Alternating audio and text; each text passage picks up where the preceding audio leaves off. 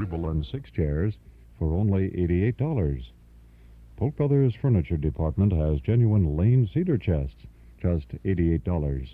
Englander Orthogard mattresses, $44.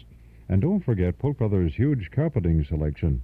Broadloom as low as $4.93 a square yard, completely installed over sponge rubber pad. Also room-sized rugs 9 by 12 to 12 by 15, starting as low as $49 each. Trainloads of furniture, carpeting, appliances, TV sets, stereo units, all timed to arrive just in time for the great big warehouse sale. And of course, you'll get free delivery. All of the famous brand names: General Electric, Zenith, RCA, Sony, Bassett, Lane, Alexander Smith, Lee's, Maytag. And Polk Brothers Warehouse Sale is going on every night of the week, including Saturday and Sunday, until 10 p.m. That's Polk Brothers Warehouse, 8300 West on North Avenue in Melrose Park, just east of the Maywood Park track. Mack Cadillac has the largest display of Cadillacs in the Midwest. The values are the best, the trade-ins are the highest, and now the time is just right, too, as Mack Cadillac begins the semi-annual clearance sale on 1976 Cadillacs. New Cadillacs, demonstrators, and every used car in stock. Mack Cadillac, 303 West Grand Road in Mount Prospect, where the volume is big and the value even bigger, especially now during Mack Cadillac's semi-annual clearance sale. The upcoming 1977 Cadillacs will be shorter and lighter, so right now is your last chance on the huge selection of the big, luxurious 1976 Cadillac. Mack has served the Chicago area for 50 years, and that's why Mack Cadillac serves more people, makes more friends, and has the largest selection of Cadillacs than any other dealer. Where you buy does make a difference. So stop by Mack Cadillac, 303 West Grand Road in Mount Prospect. In stereo at 106 from high atop Sears Tower, this is WXFM, Elmwood Park, Chicago.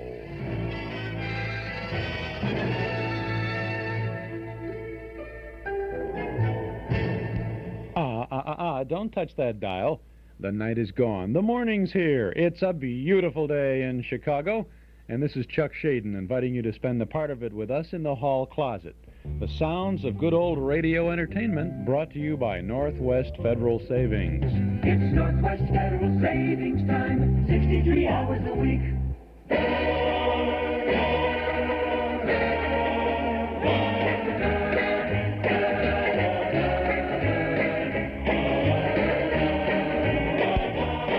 Good morning, Mom, and hello out there in Radio Land. This is Chuck Shaden in the hall closet for Monday morning, September 13th, 1976, from our Nostalgia Broadcast Center on Chicago's northwest side to the top of the Sears Tower and WXFM to you. We have a closet filled with lots of goodies today. We have Bob Hope and Jane Russell, William Bendix and the Life of Riley, Al Jolson, Eddie Cantor. And this is the first show in a special series, or a new series of programs for Lucky Strike cigarettes back in 1949. This is from September 5th of 1949. It was a Labor Day. Stars are Frank Sinatra and Dorothy Kirsten. The program is called Light Up Time, and you knew what the Lucky Strike people had in mind when they wanted you to light up. For historical purposes, we're leaving the cigarette commercials intact in this 15-minute program, and here's the first portion of it now. From September 5th of 1949, Light Up Time.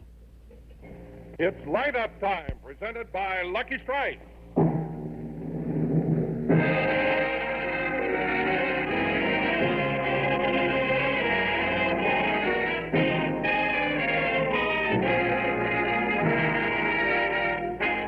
Night and day,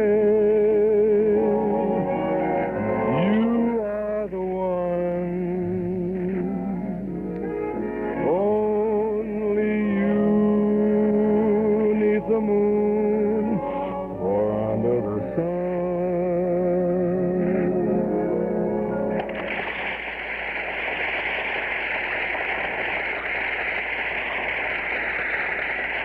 Lucky Strike presents a new musical series starring Frank Sinatra, Dorothy Kirsten, with Jeff Alexander in the orchestra, Light Up Time.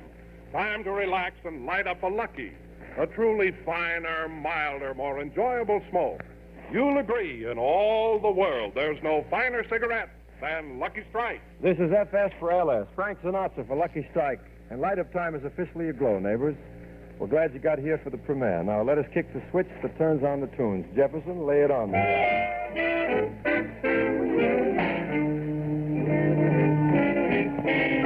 I can be happy, I can be sad, I can be good, or I can be bad.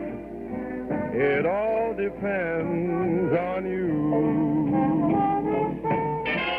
I can be lonely out in a crowd. I can be humble, I can be mighty proud. It all depends on you. I can save money or spend it, go right on living, or I can end it. You're to blame, honey, for what I do. I know that I could be a beggar or I could be king. I could be almost any old thing. It all depends on you. I could save lots of money or I could spend it, go right on living or end it. You're to blame, baby, for what I do. I can be beggar, I can be king, I can be almost any old thing. It all depends on you.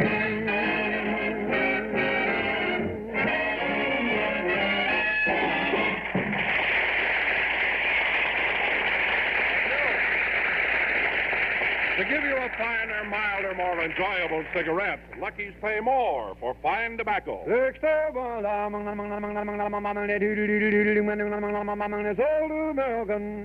at the tobacco auctions, Lucky Strike pays millions of dollars more than official parity prices for really fine tobacco. LSMFT, LSMFT. Lucky Strike means fine tobacco because the makers of Lucky Strike go after fine, light, naturally mild tobacco and pay millions of dollars more than official parity prices to get it. So light up the Lucky. See for yourself how much finer, milder, smoother Luckies really are. How much more real, deep-down smoking enjoyment they give you. Remember, Luckies pay millions of dollars more than official parity prices for fine tobacco to give you a finer, milder, more enjoyable cigarette. Make your next carton Lucky Strike and find out for yourself how much more real, deep-down smoking enjoyment Luckies give you.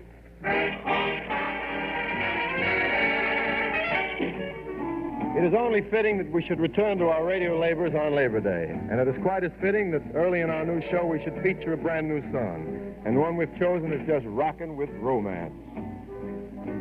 Where are you now that I need you? Now that I need you so badly I could cry. Where are you? Where did faith lead you? Funny how I dreamed you'd still be standing by. I had you at my beck and call. I called you any time at all. I guess I took too much for granted. I never thought I'd lie awake and sigh. Where are you? Now that I need you, now that I love you so madly I could die. I had you at my beck and call. I called you up any time at all. I guess I took too much for granted.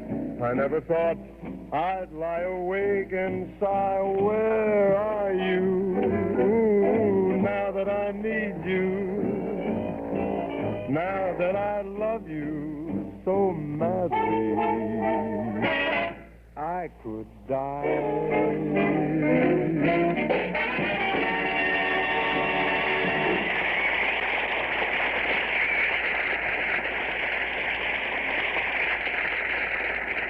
Right up, timers. In the Department of Rare Privileges comes my next very pleasant duty, that of introducing a lovely lady who took her basic training for our program. Singing is a top star of the Metropolitan Opera.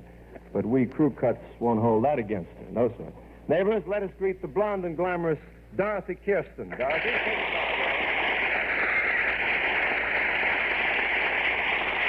Thank you, Frank. Dorothy, before you get the idea that we don't know how to act at such high-class musical company, kindly take notice. I brought my opera hat with me just to put you in that. Well, never let it be said that I've forgotten my Girl Scout training, Mr. Sinatra. Really? I, too, came prepared. Uh-huh. I Bobby brought song. my Bobby song. Well, how do you like that? Say, that's pretty cute. Fancy me being on the same program with a gal who breathes the very essence of such things as Ladia un bel dì, con moto, con brio, ma no troppo. What's that? That, my little pet, is an opera by Giacomo Puccini. Well, Ruby, kuya, kui, ooh, ooh. And what is that? That is Bebop by Dizzy Gillespie. Well, this should be a fine show, Miss Kay. Between us, we're giving it two separate worlds to be out of.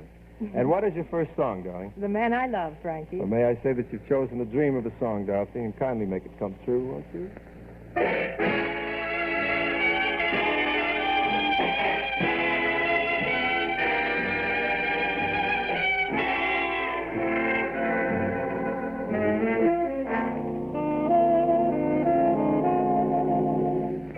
Someday he'll come along, the man I love, and he'll be big and strong, the man I love.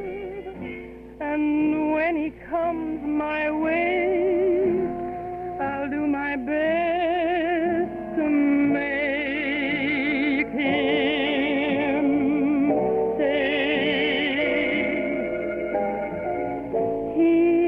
at me and smile, I'll understand, and in a little while he'll take my hand, and though it seems absurd, I know we both won't say a word.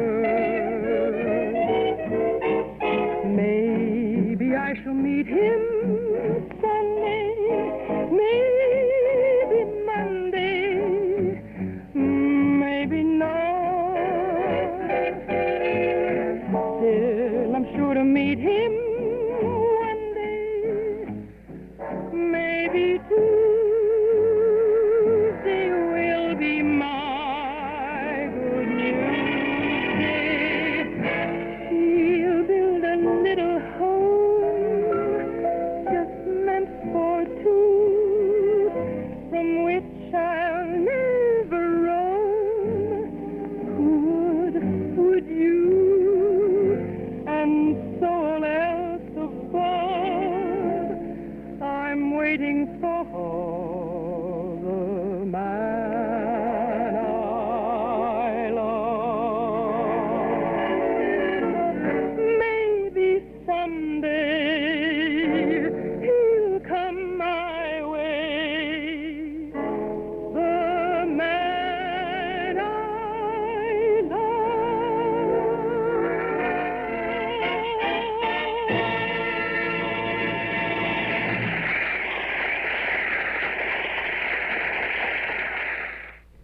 That's Dorothy Kirsten, along with Frank Sinatra, on the first show in a series called Light Up Time from 1949, September 5th, Labor Day in 1949. Have some fun listening to it this morning. And Don Wilson is the spokesman for Lucky Strike Cigarettes, as he was for so many years with Jack Benny. By this time, in 1949, Jack Benny had switched to CBS, but Don Wilson was still doing the Lucky Strike commercials for NBC. Wilson was a spokesman by this time, by this stage of the game, for Lucky Strikes, and didn't matter what he was not affiliated with the network. He was working for the cigarette company or the advertising agency putting all this together. We've left the cigarette commercials intact in this show this morning for historical purposes.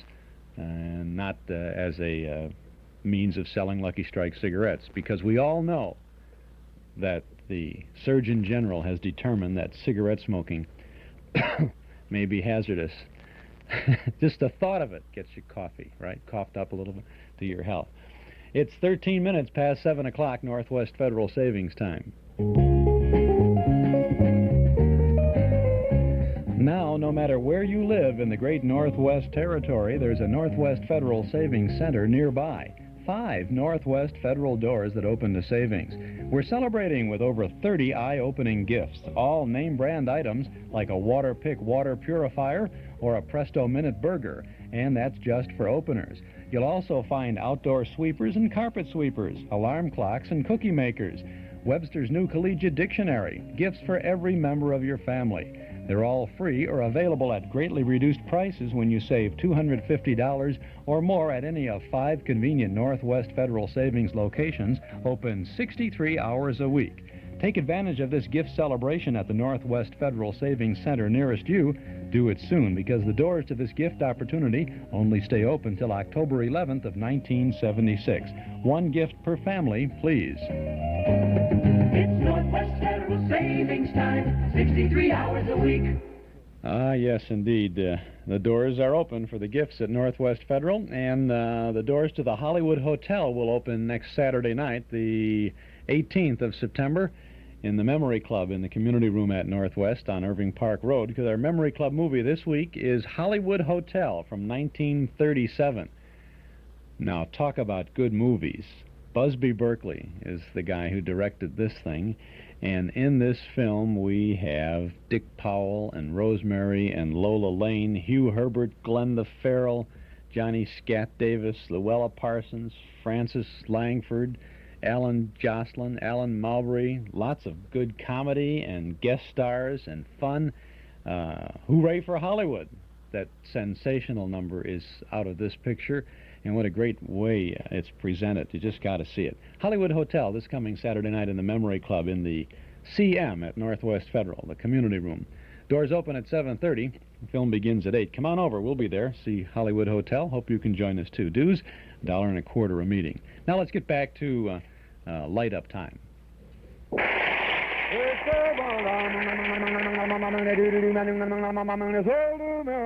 Friends, at the tobacco auctions, Lucky Strike pays millions of dollars more than official parity prices for fine tobacco.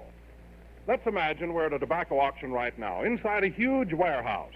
Look, there's aisle upon aisle lined with baskets of tobacco ready for sale. And at this moment, the bidding begins. The chant of the tobacco auctioneer rings to the rafters. And as a basket of particularly fine mellow leaf is sold to the highest bidder, time and again you'll hear. And another basket of fine tobacco goes to the makers of Lucky Strike. Yes, at auction after auction, Lucky's pay more. Millions of dollars more than official parity prices for fine, light, naturally mild tobacco. No wonder LS-MFT, Lucky Strike means fine tobacco. Fine tobacco that means more, far more real deep-down smoking enjoyment for you. So light up a Lucky. I'm sure you'll agree, in all the world, there's no finer cigarette than Lucky Strike.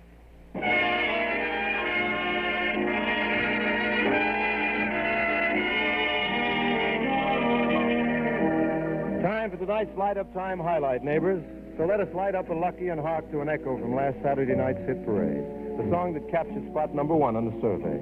Miss Kirsten, Dorothy, are you ready? We'd like you to do some of your enchanted singing in some enchanted evening. I'll take care of the high notes, Frank. Okay, you go after the high flies, and I shall feel the grounders. Some enchanted evening, you may see a stranger. You may see a stranger across a crowded room, and somehow you know even then that somewhere you'll see her again, and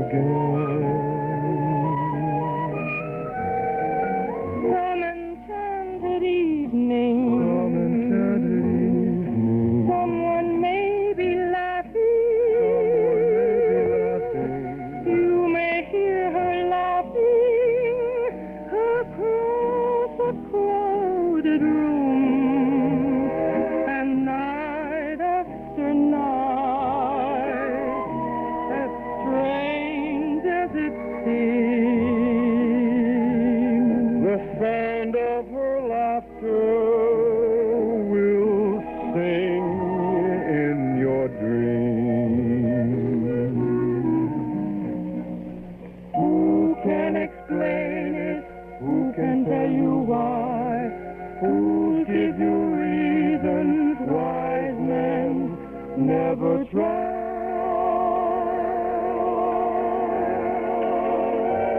Some enchanted evening,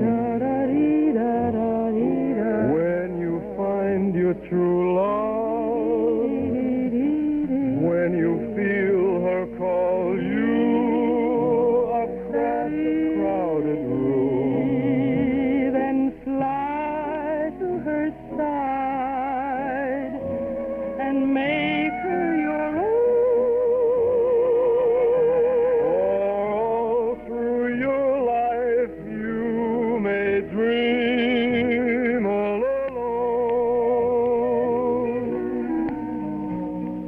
Once you have found her, never let her go.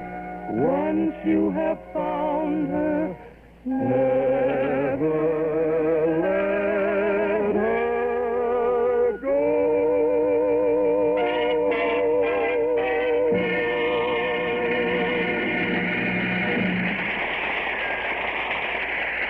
Well, everybody, Light Up Time is coming to its close until tomorrow evening when Frank Sinatra, Dorothy Kirsten, Jeff Alexander in the orchestra, and yours truly, Don Wilson, will be back again inviting you to light up a Lucky.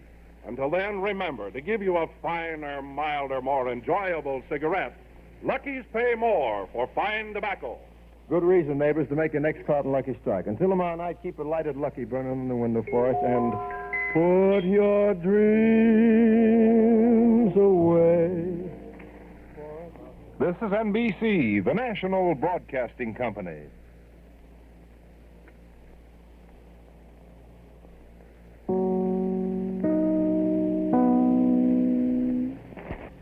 And that's Frank Sinatra in the first show in a series called Light Up Time from September 5th of 1949. Sounded like they were rushing to get him off at the end, and then they took a long time before they brought the chimes in. Well, that's the way it is. The old clock on the wall wasn't exactly right in the studio. I suspect that this might have been pre-recorded.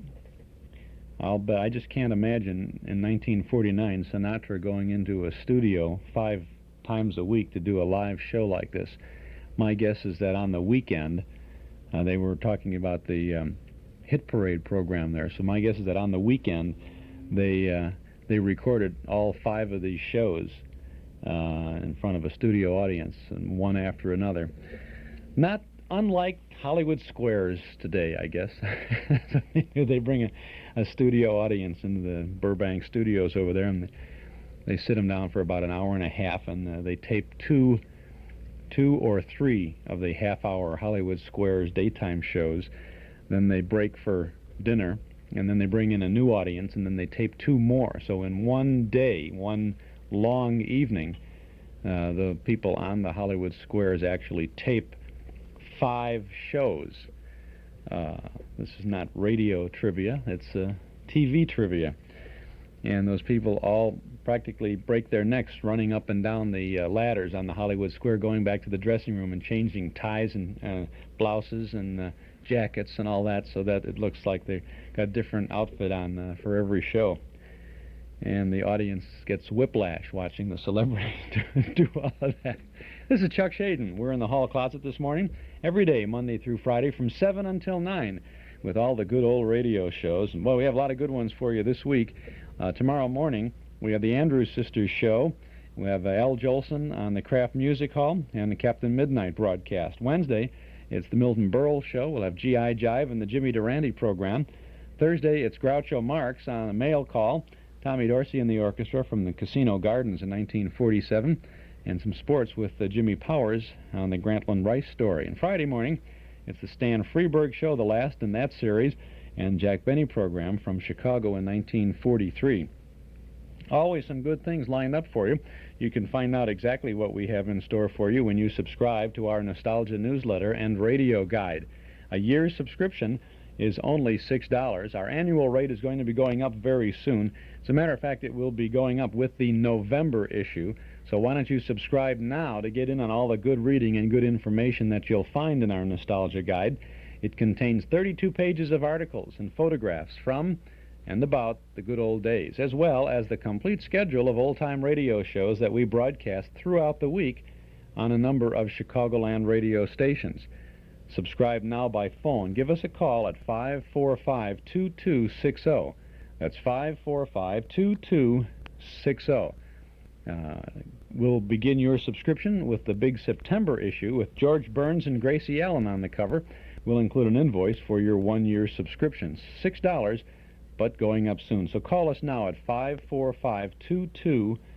545-2260, or send $6 to Nostalgia Newsletter, Box 421, Morton Grove, 60053. As I say, subscription rates will be going up very soon, so subscribe now, save a little bit, and have a good old time for a good old year ahead of us. $6 for a full year of good readings. Call us at 545-2260. Ready for the duet, Al? Ready, Eddie. Okay, Cookie, give us an intro. And Al, don't sing loud because I'm younger than you and my voice is changing. For the better, I hope. Hit it, Cookie, hit it. Tootsie, goodbye. Tootsie, don't cry. The little future train that takes me away from you.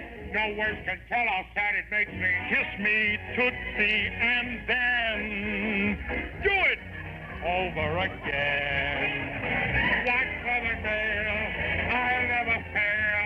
And if you don't get a letter, then you'll know I'm in jail. Don't cry, Tootsie, don't cry. Tootsie, goodbye.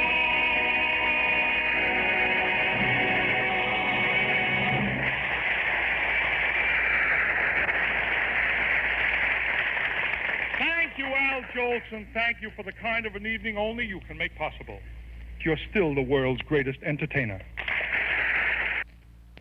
That's just a little minute there from a 1947 Eddie Cantor show. Thought you might enjoy listening to that great Jolie Cantor version of Tootsie Goodbye. Chuck Shaden here in the hall closet on WXFM 106 on your FM dial. Our Metro Golden Memory Shop at 5120 West Irving Park Road is waiting for you, and when you pay us a visit, you'll find some memory-jogging things to take you back for a nostalgic trip to the good old days of not so long ago. You'll find good new stuff and good old stuff. We have tapes and records, books, magazines, cards, gifts, games, and novelties. You'll have a good time remembering Riverview, Saturday afternoon at the movies, rainy days, and Monopoly. The big band era, the golden age of radio. Metro Golden Memories at 5120 West Irving Park Road, just east of Laramie. Come in and browse for a while. Our shop is open Tuesday and Wednesday from 11 a.m. to 6 p.m., Thursday, Friday, and Saturday till 8, and from 1 to 5 every Sunday afternoon. Metro Golden Memories is a nice place to visit at 5120 West Irving Park Road, 2.5 blocks west of Northwest Federal, just across the street from Nelson Hirschberg Ford. Metro Golden Memories, the MGM shop. It's 26.5 minutes past 7 o'clock. Mostly sunny and warm today with a high in the middle 80s. Tonight partly cloudy. The low will be around 60 degrees. Tomorrow, Tuesday, variable cloudiness with about a 40% chance of showers, turning a little cooler with a high around 80. The extended outlook through Friday, it looks like we're going to have a period of fair weather with mostly seasonable temperatures with the highs in the 70s, lows in the 50s. Presently, it's 58 degrees at O'Hare, 59 at Midway, 63 along the lakefront. Humidity is 74%. Wind is out of the south at 10 miles an hour. We have a Bob Hope show coming up for you in just a moment. I wonder if you've ever thought about leasing a car. If you have, you probably already know all of the reasons for thinking about leasing. Now, from Imperial Leasing in Des Plaines, we have a reason for going out to lease that next car. Along with a new car, a 1977 Grand Prix, for example, leased for $145 a month, you'll get at no extra cost an AM and FM stereo, radio, and cassette player, plus our cassette tape of the month. Just think, each month a good old radio show to go along with your brand new Grand Prix from Imperial Leasing. You'll also get a bill each month from Imperial along with that tape. But think about this. How often do you get a bill and a gift on the first of the month. Not often, I'll guess. Well, Imperial Leasing thinks you should get, along with old-fashioned leasing prices and service, a big thank you each month. And that's why Imperial, at 900 East Rand Road in Des Plaines, has come up with their cassette tape of the month leasing program. Lease a 1977 Grand Prix and get that AM and FM stereo cassette player. That's built right into the Grand Prix, plus our old-time radio tape of the month, all for just $145 a month. Why, you wouldn't buy an hour tape for that price alone. You're doggone right. Give them a call at 298-0011. Imperial Leasing of Des Plaines at 298-0011. Ask for the tape of the month leasing plan. 298-0011. Now we're going to double your pleasure as we go back to April 15th of 1953, an Armed Forces Radio rebroadcast of The Bob Hope Show.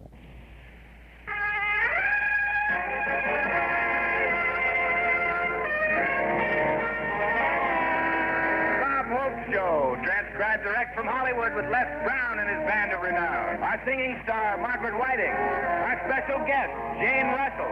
And here he is, Bob Hope.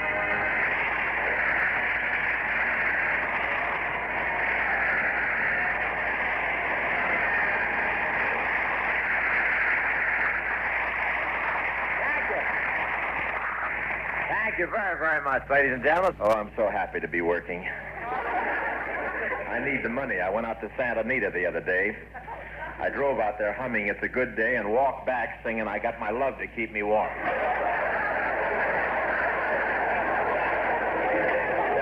It's the only place I know in the world where vultures circle over the parking lot. They're not really vultures. They're carrier pigeons with an offer for your car strapped to their legs.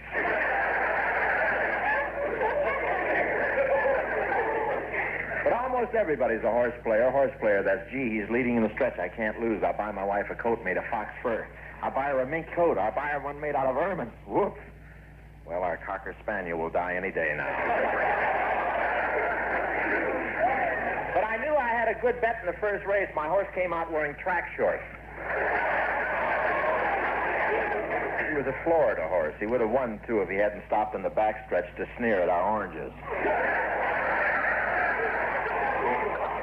One jockey must have been using a battery. Every time he'd hit his horse, the street lights would go on in Arcadia. And here it is time for income tax again. Income tax, that's the government's version of Santa Anita. I had a big year, though. I worked all year long, and I managed to get into a bracket where the tax department has to send me a care package. I went down to the income tax office with Jane Russell. I didn't want him watching my form too closely. I started to help Jane Russell make out her income tax, but she didn't like the way I went about it. I don't know why. It says right on the form, withholding.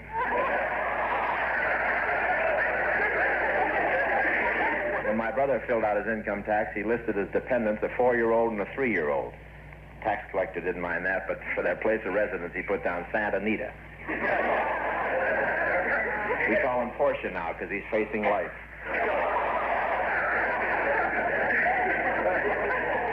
Everybody's afraid they won't have any money left when they die, but Jack Benny discovered a way to take it with him. He had his appendix taken out and a piggy bank put in.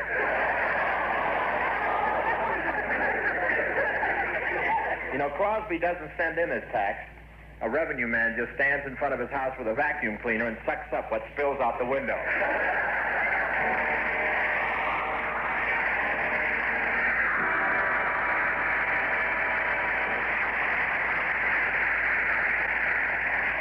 Well, ladies and gentlemen, Bob has decided to get a head start on his income tax. Right now, he's busy filling out his return. Now, let's see. It says, read following instructions for filling out tax form. All right, here goes. Consult Section J, Schedule B under Dependents. Unless Paragraph 9, Section Q indicates exemptions as listed under Taxable Income, Section 5, Division 8, plus estimated tax under withholding provisions of Schedule M, page 11. Well, that's plain enough for anybody. Now, Now, what's next? Oh, yes, deductions for professional entertainment during 1952. Don't forget that big New Year's party you gave, the one with Dorothy Lamour, Jaja Gabor, Lana Turner. Yeah, I put that down under medical expenses. Medical expenses? Yeah, after the party, the doctor had to come over and retread my eyeballs. Taxes are really rough, aren't they, Bob? Yeah, they sure are, Bill. Down in Washington, they even have a drive-in tax payment plan. You drive in and blow your horn for curb service. Then they come out and take your money? No, your car. Well, I've got to finish out making this return now. Now, I've done Schedule J, I've got to do Schedule X, and Bob, aren't you finished with that thing yet? No, Maggie, it takes time. Well, you've got plenty of deductions, Bob. Yeah, I guess so. For example, being an actor, all the money I spend on clothes is deductible. A tailor's important to a performer. That's right. I know my tailor is responsible for the way I look. Maybe you ought to sue him.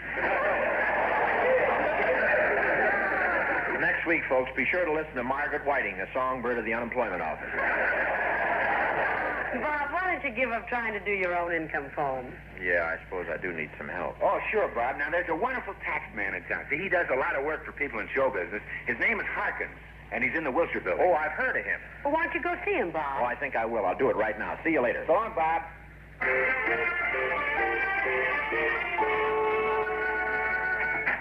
Oh, I beg your pardon. Are you Mr. Harkins? That's right. What can I do for you? Well, I need some help with my income tax. Well, I'm expecting another client in a few minutes, but perhaps I can squeeze you in. Oh, fine. Filing a tax return is very important. You know, taxes are the lifeblood of the government, the injection of plasma that keeps it alive. Now, what was your name? Joyce Jordan, girl intern.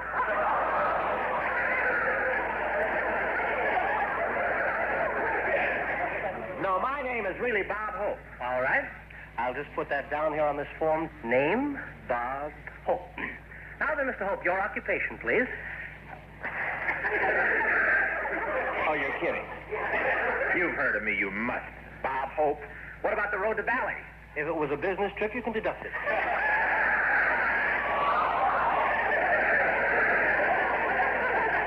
Look, I'm Bob Hope, the comedian. I do a morning radio show, I do an evening radio show, I do television, I work in pictures. Why don't you get one job and stick to it? In my business, you got to keep moving. Now, Mr. Hope, are you a native of California? Yes, sir. I was born in Ohio. I guess that makes you a native, all right. Oh, yes, I'm a real Californian. I've been here 20 years, and I haven't unpacked. You haven't unpacked? Why not? With all the smog, I can't find my suitcase.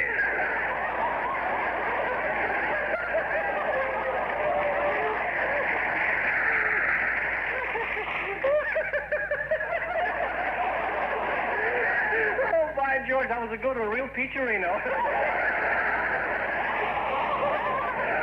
Oh, brother, this guy is so square, he blocks his own hat. Hello, Mr. Harkins. I am here. Oh, Mr. Von Himmelstosser, come in. You're a little early. Yeah, I know, but don't mind me. Just go ahead with this funny-looking schmo.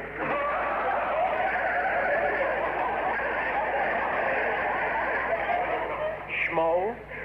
Now, perhaps you two gentlemen know each other. Mr. Von Himmelstosser is a well-known movie director. Oh, really? Well, you look very familiar to me, Fritz. Didn't we meet in Switzerland last summer? That's possible. Well, I didn't recognize you without the keg of brandy around your neck.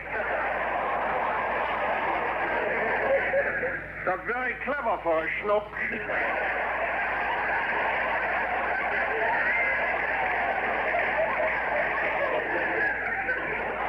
Mr. Von Himmelstosser, I'll be through with Mr. Hope's tax return in a minute, then we can go on to yours. Ah, wunderschön. Mine taxes don't take long, you know. How come? Oh, but that's very simple, you see. Last year, my picture company made 67 movies, employed 10,000 people, used 5,000 feet of film, and had an income of $9,200,000. Yeah, well, how much did you make for yourself? $1.85. I got myself a new idea. Maybe you heard of three-dimensional movies? Oh, yeah. I mean, yes. Yeah, but I got it a process that's going to beat them all, you know. It's a photographic impulse magnified on a graphic plate with an f2 lens and a cycloramic conductor that splits the light spectrum, thus making possible a super-sensitive hyper-image.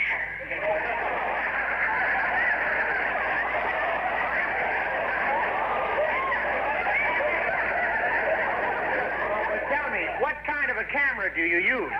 A brownie.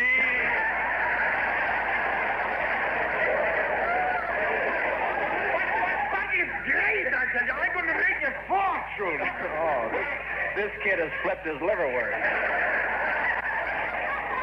Thank you. That's real crazy, isn't it? You know, I'm very interested in three-dimension. Are you ready to make a picture with yours? Oh, yeah, sure. I got the camera, the shooting script, the studio. I'm ready, Chuck. Oh. Well, I've had quite a bit of experience. Do you think you can work me into your three-dimensional pictures? No, that's too bad. You should have been around sooner. Oh, really? Yeah, because I just finished making a sequel to that wonderful picture, The Bad and the Beautiful. What was it called? The Good and Ugly. Where were you when we were casting?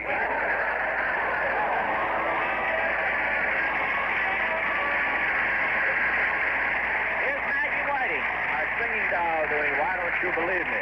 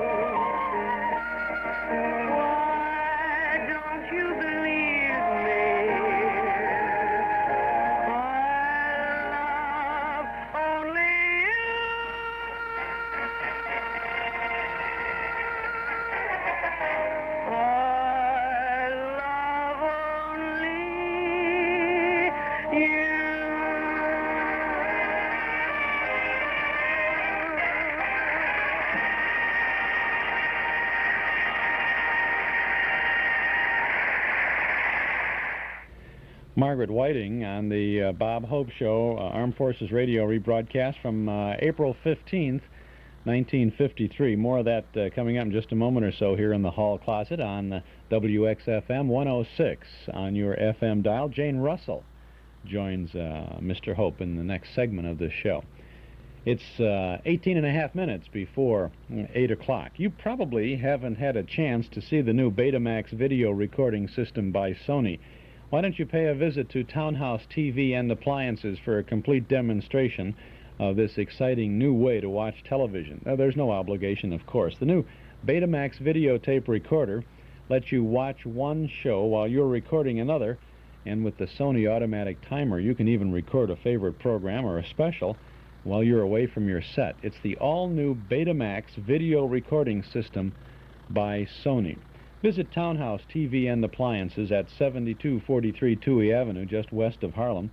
The folks at Townhouse will be pleased to demonstrate the Sony Betamax video recorder, and there'll be no hard sell from any Townhouse representative. We just want you to take a look at this exciting new way to watch and save television.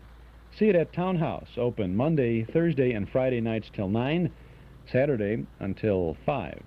There's only one thing you can rent to really clean your carpets and rugs the right way. It's not a machine, and you won't find it in a drug or hardware store. The fact is, the only way to get professional carpet cleaning results is to rent the skill and training of a professional carpet cleaner, a member of the Carpet and Rug Cleaners Institute of Illinois. A do-it-yourself rental machine has only one thing going for it. It's a little cheaper. But a rental machine doesn't gain experience and knowledge. To it, all carpets are the same. It doesn't attend learning seminars like the members of our institute do, and it doesn't care if you're satisfied with the end result. Don't rent a do-it-yourself carpet cleaning machine. Rent the skill of a carpet cleaning professional, a member of the Carpet and Rug Cleaners Institute of Illinois. Why rent a machine when you can rent Magicist 47 years of experience and skill? Call Magicist. Chicago phones 378-8600. Suburbs, see your white pages. 9x12 domestic rug Magicist cleaned, only $24.85. Now let's get back to the Bob Hope Show. Bob is determined to have a part in that three-dimension picture, and he thinks now he's found a way to work his way into the deal. As a matter of fact, right now, Bob is entering the Beverly Hills Beauty Parlor. Good morning. The Beverly Hills House of Beauty welcomes you. Oh, it's Mr. Hope. Yes, I phoned Jane Russell's house, and they told me she was over here. Well, that's right. Miss Russell is in booth 5, right through there. Oh, thank you. Here we are, booth 5. Well, look who's here. Hello, Jane.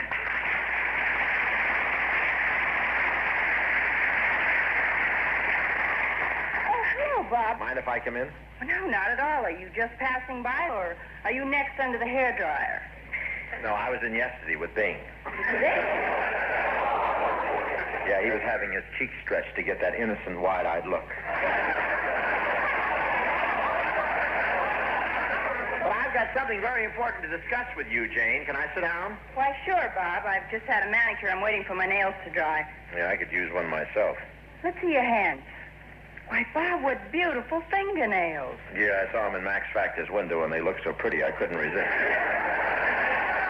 What is it you want to talk to me about? Well, you've had a little vacation since you finished your last picture, and I thought you'd like to make a 3D film.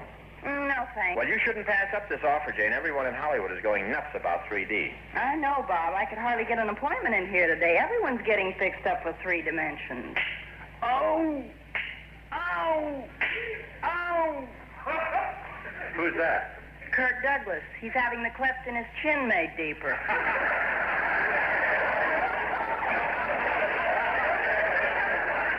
Man, it's too deep now. In his last picture, he tried to smoke a cigarette for 10 minutes and then discovered he had it in the wrong mouth. I think Kirk Douglas is just charming with that dimple in his chin. Yeah, he's the only guy I know with a hole in the head that pays off. Well, I've really got to go now, Bob. Goodbye. No, Jane, listen to me. This is your chance to get into the 3D picture with a big up-to-date studio. The finest technicians and the hottest director in the business, Eric von Himmelstaffer. Well, I suppose it wouldn't do any harm if I went over to his studio and met him. Oh, fine, Jane. I'll pick you up after lunch and drive you over there.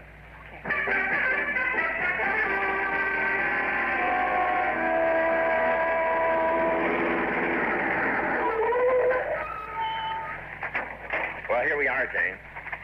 Look at all the hoof prints in the ground. Do they make westerns here? No, Jane, this studio is just used for special occasions. The other day, Francis the Mule gave a cocktail party here for 300 jackasses.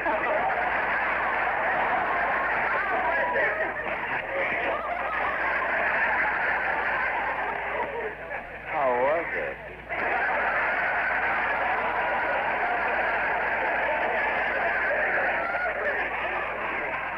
Oh, here's the director I want you to meet, Jane. Oh, Himmelstaffer, this is Jane Russell. Oh, it's a pleasure. Jane, Eric Van is a very famous Viennese director. Yeah, I live all my life in Vienna, you know. I'm a student of old Heidelberg. Really? Yeah, that's the best beer we got over there. Oh, Bob tells me you make very fine pictures, Mr. Himmelsasser. Ach, Pupschen, you just called me Eric Fall. Oh, thank you. Bob says you're quite famous, Eric.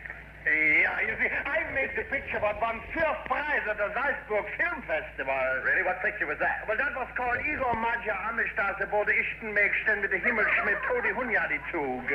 Oh, a short subject. What was it called in this country? Ma and Pa Kettle make a Hassenpfeffer. Oh, I can tell this guy is a real Viennese. Every time he says anything, his lower plate waltzes. You know, Eric, well, now that I've met you, I'm very impressed. Oh, danke schön. Say, that scar on your face is very romantic, Eric. That's his mouth.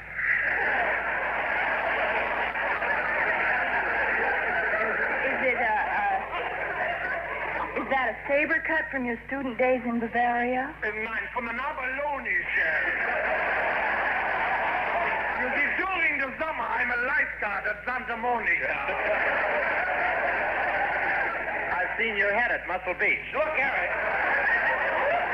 You were telling me you're going to clean up by bringing out the three-dimension movie. If I can get Jane Russell to work in your picture, will you let me in on some of that loot?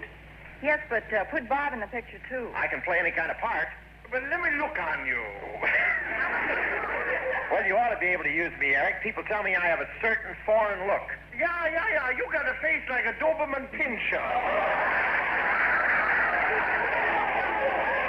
Well, that's my good side. If you wish, I'm going to test you both for my picture. Oh, wonderful. When do we start? Oh, we do a scene right now. And remember, this is third dimension, so give me your best acting. Well, people need glasses to watch this picture, Eric. Oh, yeah, plenty of glasses. And the more glasses they have, the better the picture's going to look.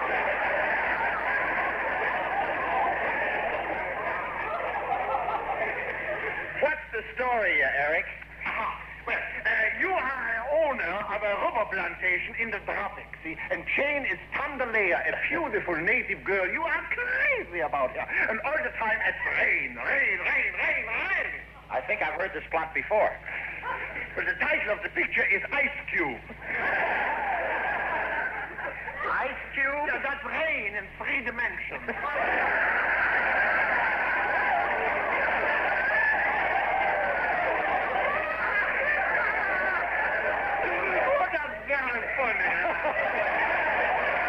How do you like this? The cheese blintz cornball. Well, go on with the story, Eric. Yeah, let's hear it. Well, when you first come to this plantation, you are the fine gentleman, you know, tall, cool, well-dressed. And now it's 5 years later. You are a bum.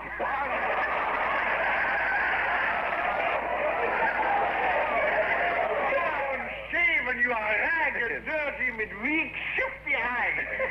You understand? I think so. I start out like Cary Grant and wind up like Crosby. Let me start. I'm going to play some music on the phonograph to put you in the mood. All right.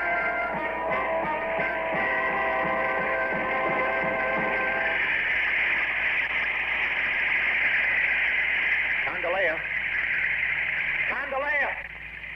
Where the devil are you, Tandalea? Oh, yes, Master. Your head hurt again, Master? It's the rain, Tandalea. I can't stand it. Why doesn't it stop? It goes on and on and on and on and on. You're supposed to be smart, man. What they do in your country when something you know like goes on and on and on. We held an election.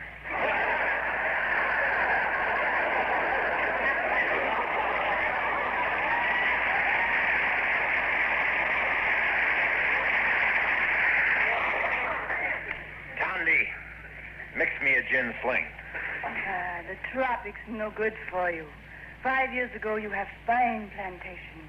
Many tree, much rubber. Now all gone. Who cares? You gone to pots. Oh, I couldn't find my girdle this morning. Tandalea loves you. Give me your lips.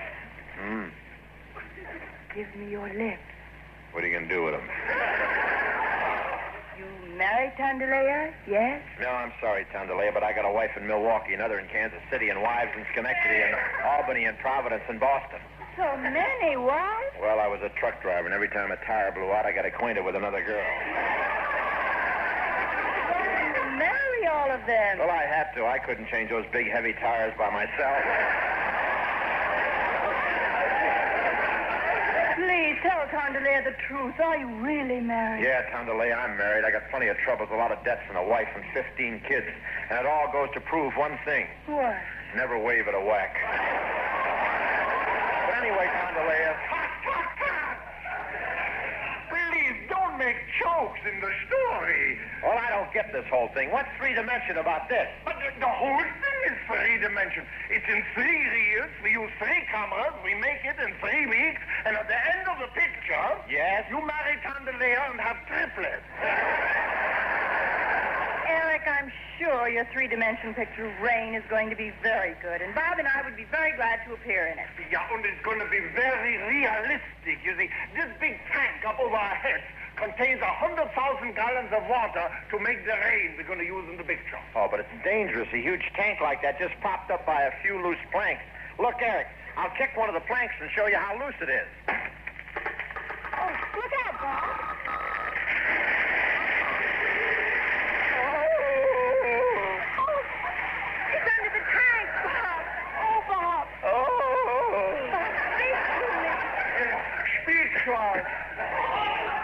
Well, you told me I'd wind up like Crosby.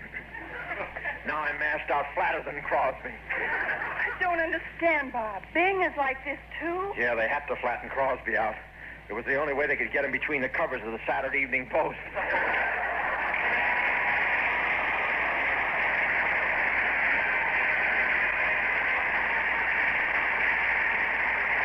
All thanks for the memory. I want to thank Jane Russell, Hans Conried, Bob Sweeney, and all our regular gang for the show tonight, ladies.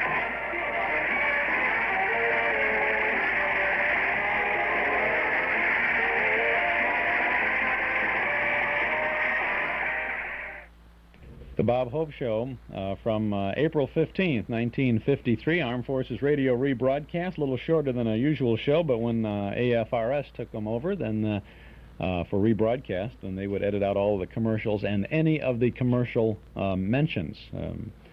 In the beginning, Bob Hope would say, "This is Bob broadcasting for Pepsodent. Hope saying that if you brush your teeth with Pepsodent, blah, blah, blah," and then they would cut all that out.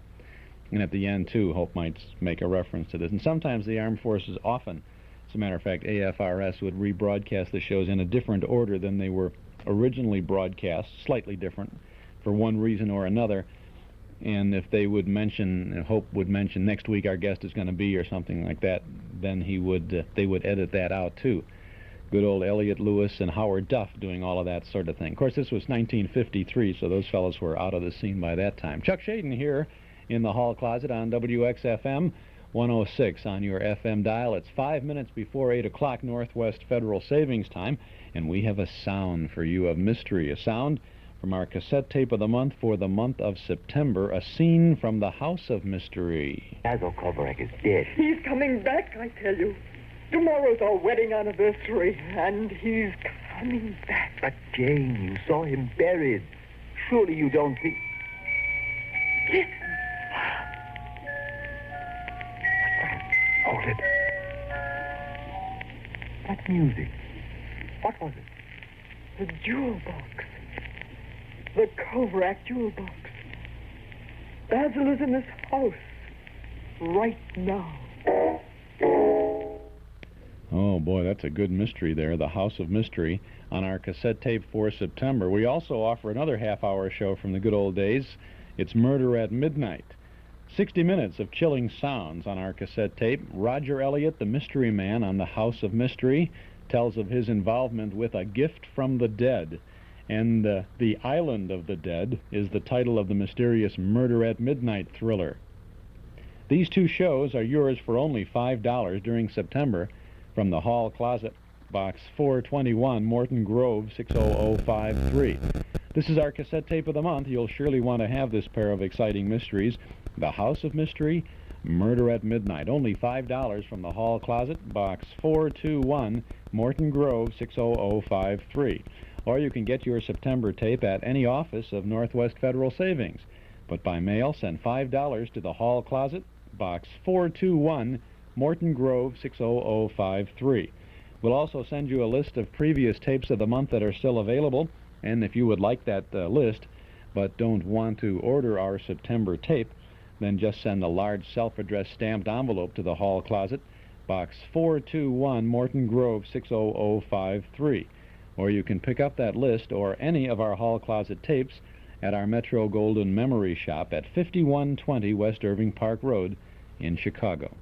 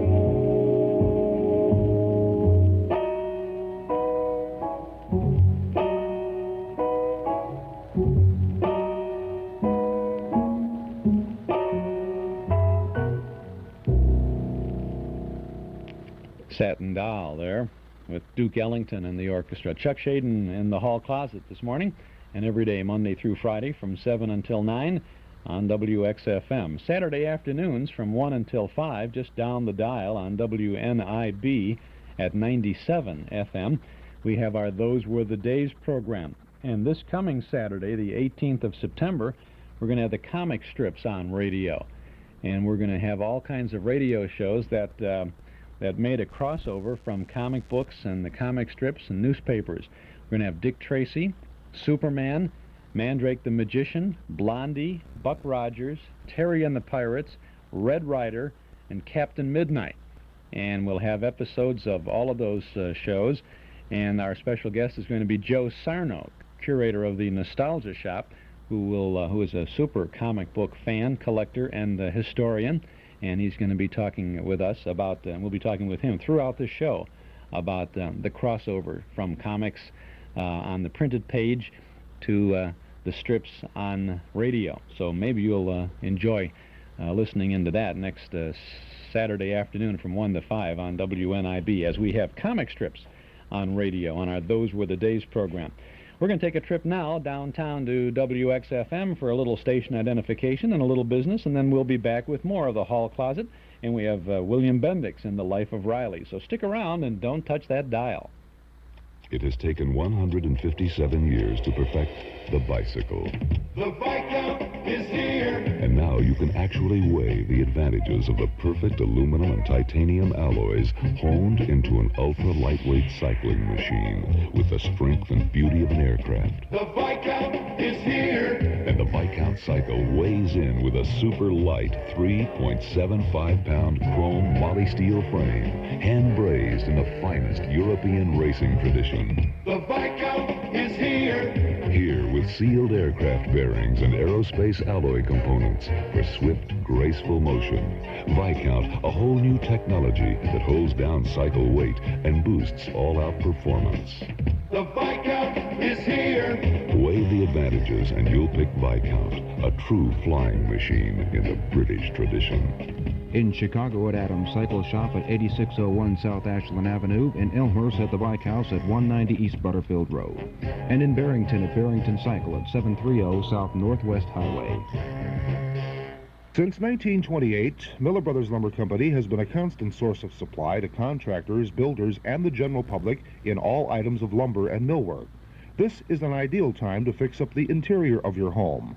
To do the job right, start with the fine quality, low-cost materials at Miller Brothers Lumber Company, 4918 West Lawrence Avenue. See our fabulous selection of pre-finished wall panelings, manufactured by Masonite, Pavco, Evans, Gyrotex, and Roseburg. Choose from a selection of 150 beautiful finishes that are on display in our paneling showroom, which is open for your convenience daily till 4:30 p.m. and on Saturday until 11:30 a.m. At Miller Brothers Lumber Company, you will also find a complete supply of lumber, millwork, insulation, roofing, ceiling tile, aluminum siding, and sectional garage doors. All items are in stock and available at lowest money-saving prices. For city and suburban delivery, call Avenue 3 3460. Miller Brothers Lumber Company, your best source of supply for all items in lumber and millwork. We accept Master Charge bank card. Miller Brothers Lumber, 4918 West Lawrence Avenue in Chicago.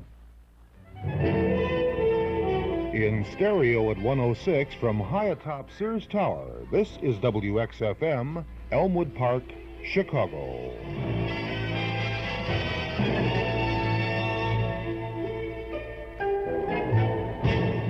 Chuck Shaden here in the hall closet, and we're going to take you back now, not too long ago. Oh, yes, indeed. We're going to 42nd Street. This is from the Warner Brothers film in the 1930s, and this is about an 8-minute excerpt from the soundtrack of this film. You'll hear some dialogue featuring Warner Baxter, George E. Stone, Ruby Keeler, and B.B. Daniels. And then you're going to hear Ruby Keeler, Clarence Nordstrom, Una Merkel, and Ginger Rogers in one of the big tunes from 42nd Street. All right, get in line. All right, now, everybody. Quiet, listen to me. Tomorrow morning, we're going to start a show. We're going to rehearse for 5 weeks, and we're going to open on scheduled time. And I mean scheduled time. You're going to work and sweat and work some more. You're going to work days, and you're going to work nights, and you're going to work between time when I think you need it. You're going to dance until your feet fall off. You're not able to stand up any longer. But 5 weeks from now, we're going to have a show. Now, some of you people have been with me before. You know it's going to be a tough grind. It's going to be the toughest 5 weeks that you ever lived through. Do you all get that? Now, anybody who doesn't think he's going to like it had better quit right now. What do I hear? Nobody? Good. Then that's settled. We start tomorrow morning.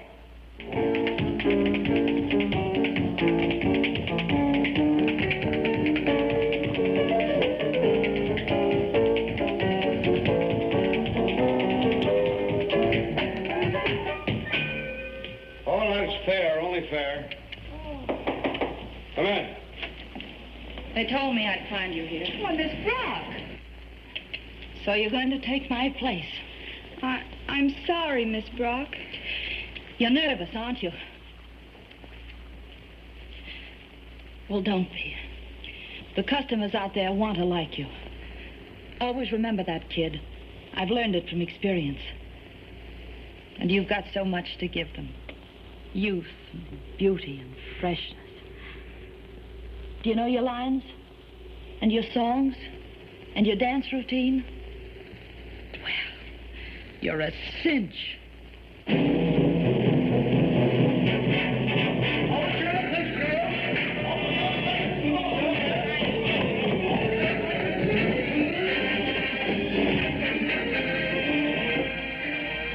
Pretty nice now. Do you think I look all right? You look adorable. Now go out there and be so swell that you'll make me hate you. Remember, girls, I want a straight line all the way through, understand? Marguerite, you're the first one. Now give me a great big smile. Come on. Now, get ready. All right, curtain.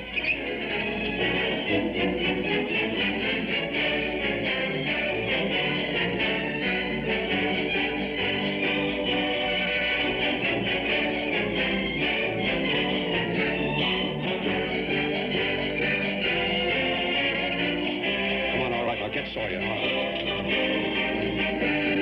here. Let's jump out at one inning to say a word to her. Not a single word. All right, break up. Pay no attention to her. Break up.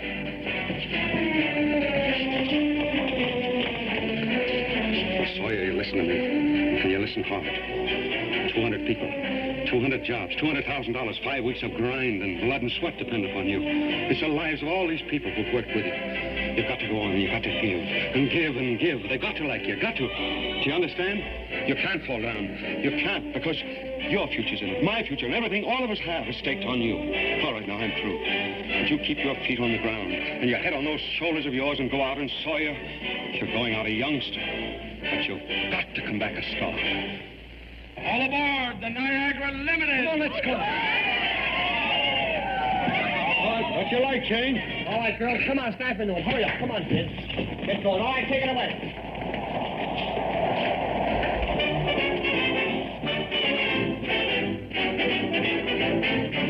Now that we have had the rice and flowers, the knot is tied. I can visualize such happy hours right by your side. The honeymoon store is one that till the door. I'm going to take you for a ride.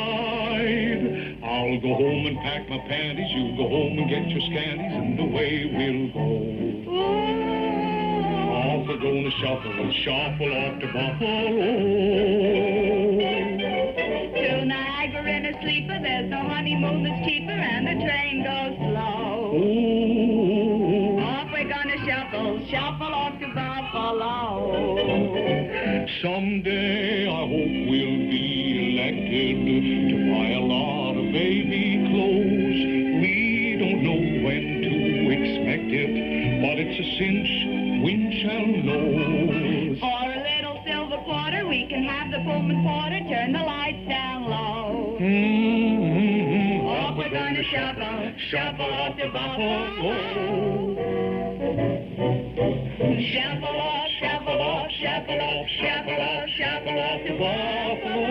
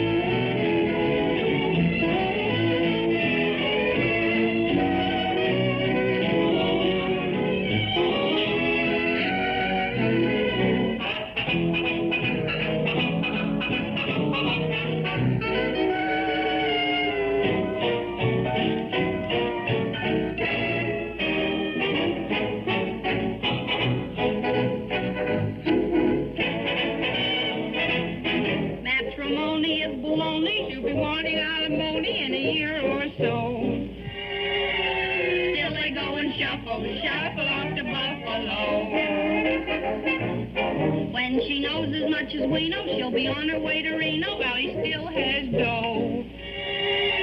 She'll give him the shuffle when they're back from Buffalo. I'll bet that she's the farmer's daughter, and he's that well-known traveling man. He once stopped down at the farmhouse. That's how the whole affair began. He did right by little Nellie with a shotgun at his belt tummy. How could he say no? He just had to shuffle off to Buffalo. You go home and thank your daddies. I'll go home and get the scanties, and away we'll go. Oh, off we're gonna shuffle off to Buffalo. Shuffle off to Buffalo. To Niagara in the sleeper, there's no honeymoon is cheaper, and the train goes slow. Oh, off we're gonna shuffle off to Buffalo. Buffalo. Someday I hope we'll be elected to buy a lot of baby clothes. We don't know when to expect it, but it's a cinch that Winchell knows. For a little silver quarter, we can have the phone forward, turn the lights down low. Oh, off we're gonna shuffle off to Buffalo. Shuffle off to Buffalo.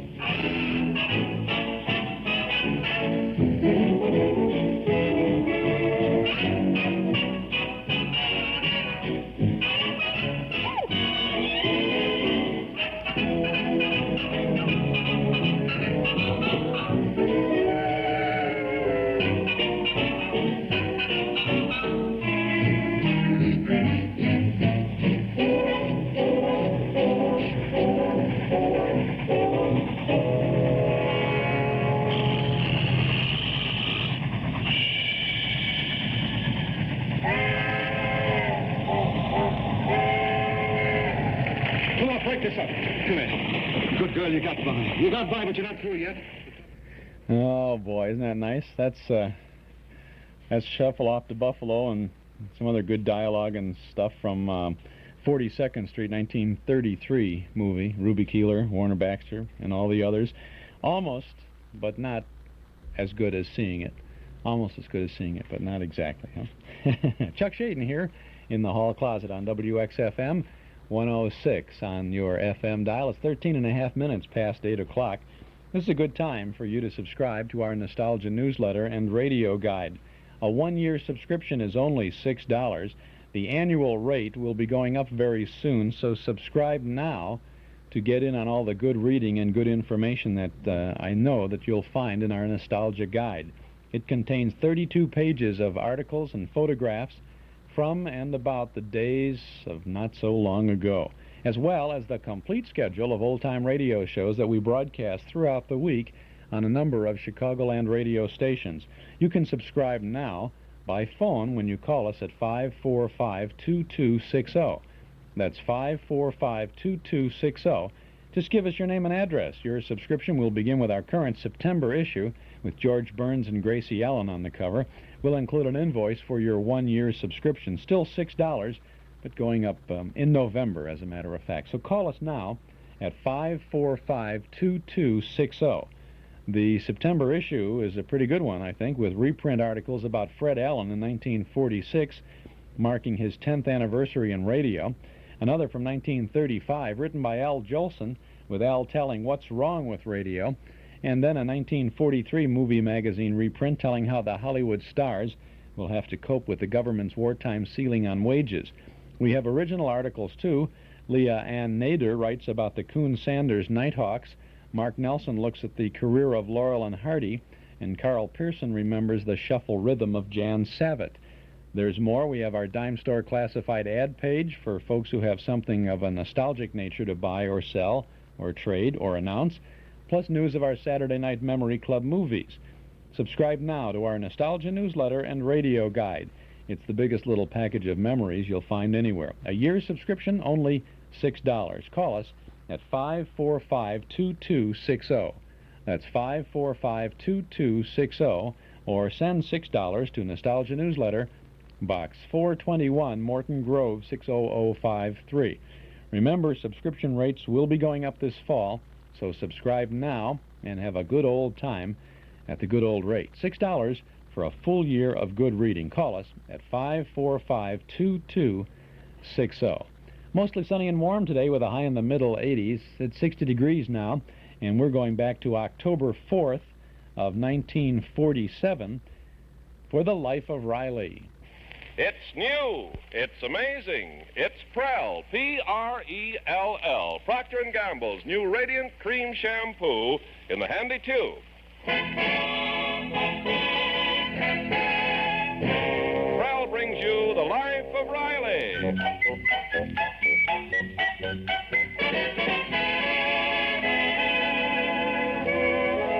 Prell, the shampoo that removes unsightly dandruff in as little as 3 minutes and leaves hair radiantly clean, radiantly lovely, presents the life of Riley with William Bendix as Riley.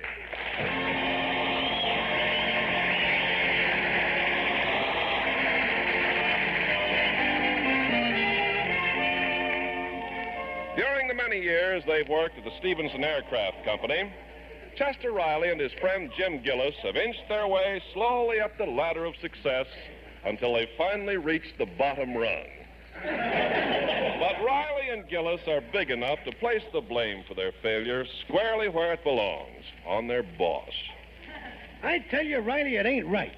6 guys this month promoted to desk jobs, and we're still here in the riveting department. Why, damn it, not us? Didn't we put in as much hard work as they did? Twice as much, Gillis. Didn't we show as much loyalty as they did? Twice as much. Have they got more brains than we got? Twice as much. When I think of how I slaved for that Stevenson, I don't just do my own work and that's all. I'm worrying about every little detail in this plant. Why, if that time clock on that wall is 1 minute slow, I'm the first one to notice it. I'm sick of this job, Riley. Believe me, I'd quit right now if I could live without eating. Well, you could always live on love. Have you seen my wife? I gotta have food. Gee, how I wish I had one of those desk jobs. Yeah, me too. That's the life. We work on hard benches while Stevenson sleeps in a nice big swivel chair. What's he got that he should sit in a swivel chair? Whatever he's got, I got more. There's the rest period whistle, Gillis. Let's go for a smoke. Oh, we ain't got time. We got to take our physical exam over at the plant hospital. Didn't you see the bulletin? Boss's orders. What? Again with that physical? What nerve. All year long, he don't even know we're alive. And every 6 months, we got to prove it to him. Come on, Riley. Yes, me, it's a waste of time. What do I need a checkup for? I'm healthy. How do you know? Well, look at me. I ain't asking if you're ugly. I'm asking if you're healthy. I'm in perfect shape. Why, only last week, Digger Odell, the undertaker, saw me working out in the gym, and he said, I wish I had a body like that. Well, you might think you're healthy, Riley, but when you get to be your age... What do you mean, my age? I'm only 39. Well, that's the point. When you get close to 40, you begin to slow down. Of course, you don't understand medical science. I suppose you do, Dr. Gillis. Why, sure. Let me tell you what keeps you healthy. You see, everybody has got red corpuscles and white corpuscles. Yeah? And so long as the red corpuscles keep fighting the white corpuscles, you're okay. But when you get to be your age, any day some smart red corpuscle is liable to say to a white corpuscle, what are we fighting for? Let's be pals. To heck with Riley. That's all, brother. Oh, I don't believe it. All I say is you're getting soft, Riley. Soft. Your arteries ain't what they used to be. Go on, I ain't worried. My arteries are as hard as a rock, and they're getting harder every day.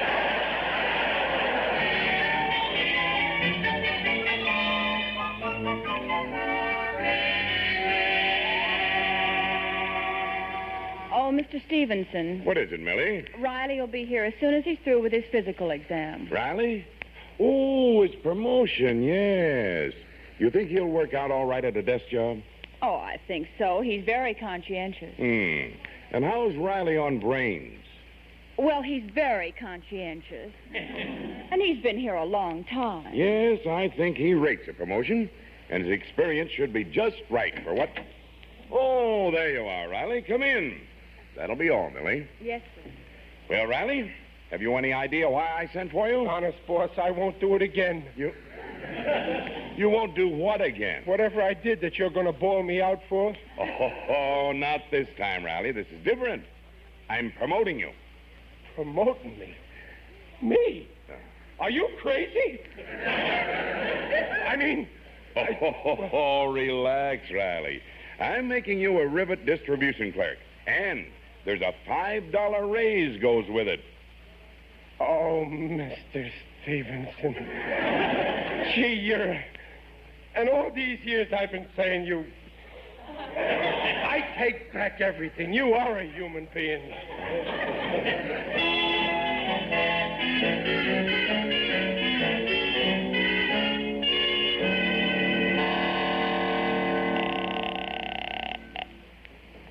Hello? Hello, Dumplin'. I'm calling from the plant. Remember I always said someday the boss would find out what kind of a worker I really was? Well, this morning he finally did. Oh, Riley, you were fired. No, I was promoted, a desk job with a $5 raise. I start tomorrow. Oh, darling, that's wonderful. I'm so proud. Yeah, I'll tell you all about it when I get home. All right, dear. Goodbye. Goodbye. Oh, wonderful little woman. She deserves a husband like me. I think I'll... Hey, Gillis, wait for me. I'd kind of like to be alone, Riley. Good, then I'll walk with you. Guess what happened? You know what Stevenson wanted? I know. I got promoted to a desk job. I know all about it. And you know how much raise I'm getting? How should I know? I don't go around snooping. $10. $5.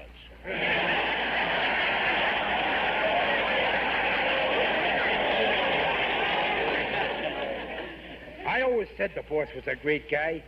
You know, Gillis, you shouldn't go around knifing him the way you do. Yes, sir, this proves they pay off on hard work and initiative. Initiative. Look who they promote. Can't even pronounce the name.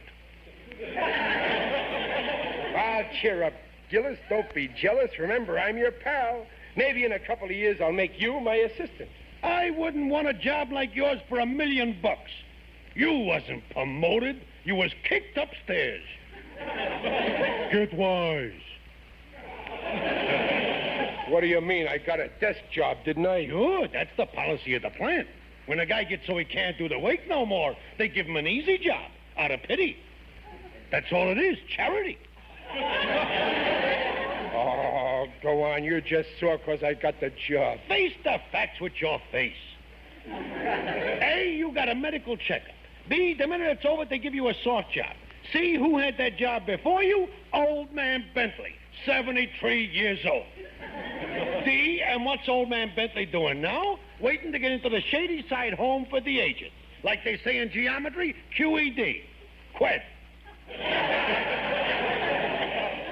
No, Gillis, you don't mean that I'm slowing down, that I can't work the way I...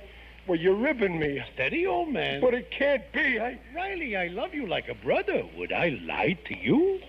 But it just ain't possible. Why I feel as strong as I did 10 years ago. It ain't how you feel that counts. It's what goes on inside with them corpuscles. Again with those corpuscles. It's a lie. I'm in perfect shape. You're just jealous. I'm as good as I ever was, and I'll prove it. Hey, where are you going, Riley? Back to the doctor. He'll tell me I'm okay. You'll see. I'll show you. What a dope. Him they give a desk job. Mr. Stevenson's office. Oh, hello, Millie. Listen, in case Riley should resign from his new job, will you put in a good word for me to the boss? Who is this? Gillis, Riley's best friend.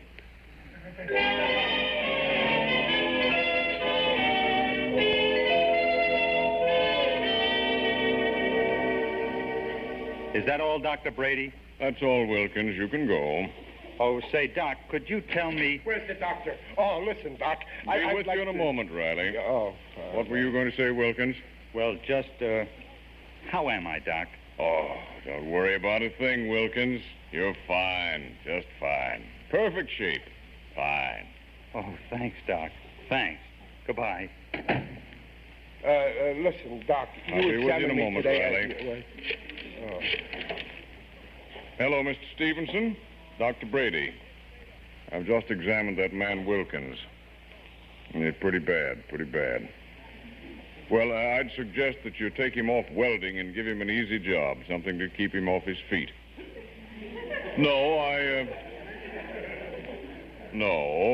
didn't want to worry him, so I told him he was fine. Goodbye. Now, what was it, Riley? Doc, I got to know the real truth about my condition. How am I? Oh, don't worry about a thing, Riley. You're fine. Just fine. I'm fine, huh? Tell me, Doc, how long have I got to live?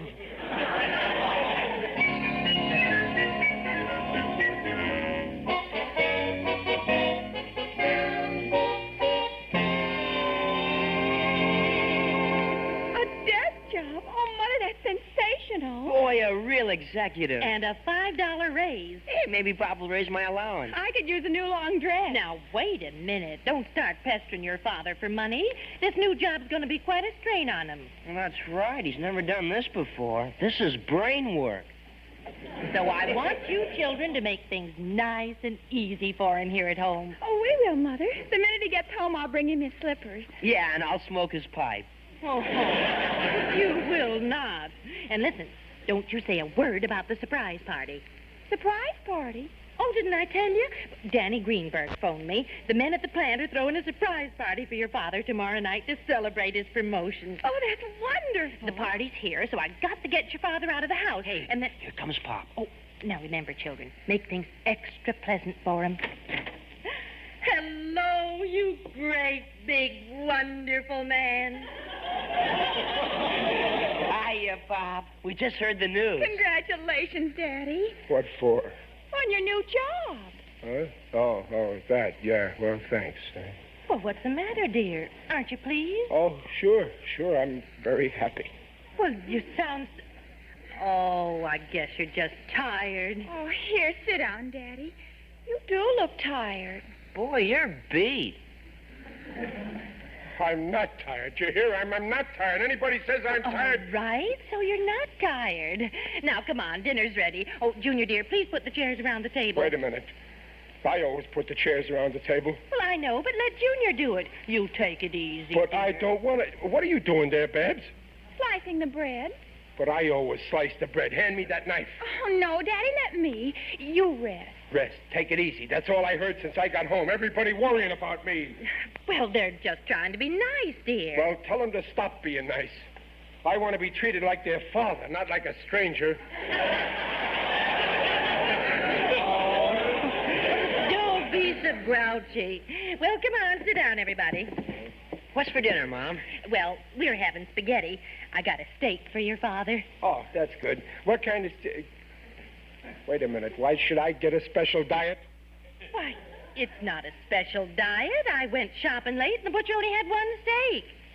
But why should I get it? Oh, gee, Pop, you're the oldest. That's right. Rub it in.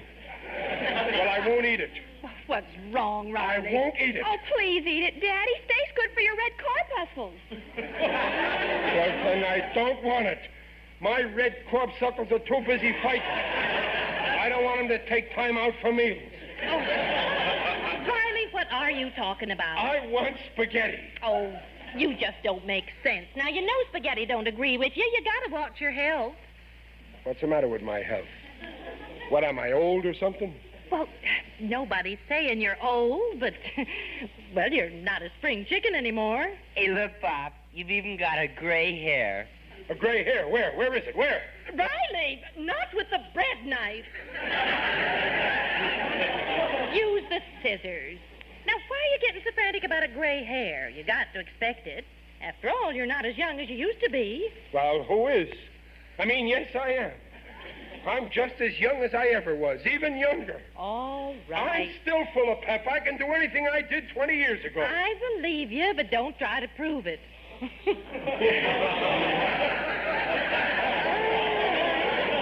hate to see you try one of those flip-flops you used to do outside my house. Oh, you think I can't? You think I'm too old, huh? Well, I'll show you. Ronnie, don't you dare! I'll show you. Now, watch this. Oh, Oh, my back. Oh, my back. oh, Chester. Riley, have you gone crazy? It's happened. Peg, it's happened. They stopped fighting. What? Who stopped fighting? My red and white corpuscles, they've turned yellow. Oh, Junior, help me up. Help me up.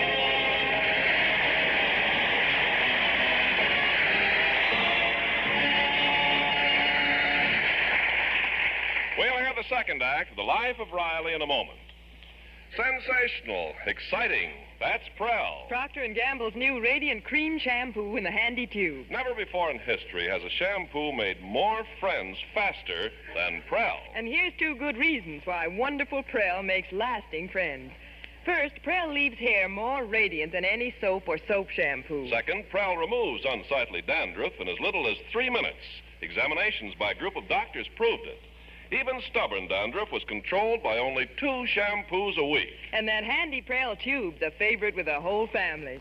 No messy jars, no slippery bottles. For hair free of unsightly dandruff, hair radiantly shining, get Prell. It's the shampoo to sing about. P-R-E-L-L, Prell Shampoo. Leaves hair radiant, gleaming bright. Not a bit of dandruff is inside. Comes in a tube, handy too. P-R-E-L-L, Prell Shampoo. And that's the first half of this Life of Riley broadcast from October 4th, 1947. This is Chuck Shaden in the hall closet on WXFM 106 on your FM dial. It's 28 and a half minutes before 9 o'clock. I have some logic for you from Imperial Leasing in Des Plaines. When you buy our cassette tape of the month for $5, you get an hour's worth of really great radio entertainment. When you lease the cassette tape of the month from Imperial for $225, you get an hour's worth of really great radio entertainment, plus a 1977 Eldorado equipped with an AM and FM stereo radio cassette player. That's right, you can lease our cassette of the month from Imperial Leasing at 900 East Rand Road in Des Plaines and get our tape of the month on wheels. Your friends will ooh and ah when they see your brand new tape of the month. And I think they might like your new Eldorado, too. Be the first on your block to lease our cassette tape of the month. Get a quality AM and FM stereo cassette player and the 1977 Eldorado, all for just $225 a month. And these items are not leased separately. Call 298-0011. Imperial Leasing, 900 East Rand Road in Des Plaines. Good old-fashioned service and prices at Imperial. Call 298-0011. And you might ask them if the Eldorado travels at 3 3/4 or 7 1/2.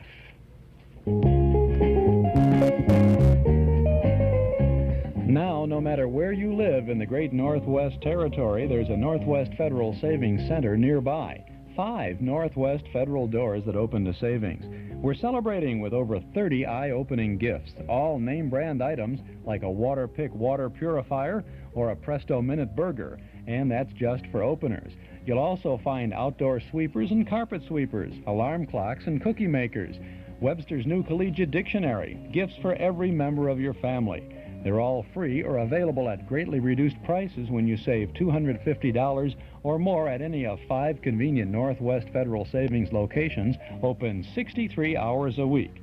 Take advantage of this gift celebration at the Northwest Federal Savings Center nearest you. Do it soon, because the doors to this gift opportunity only stay open till October 11th of 1976. 1 gift per family, please. It's Northwest Federal Savings Time, 63 hours a week.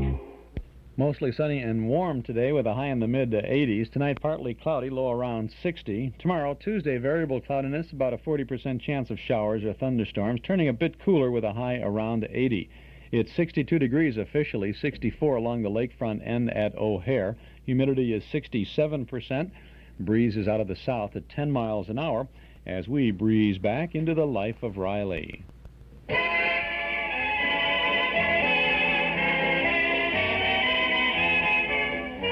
And now back to the Life of Riley with William Bendix as Riley.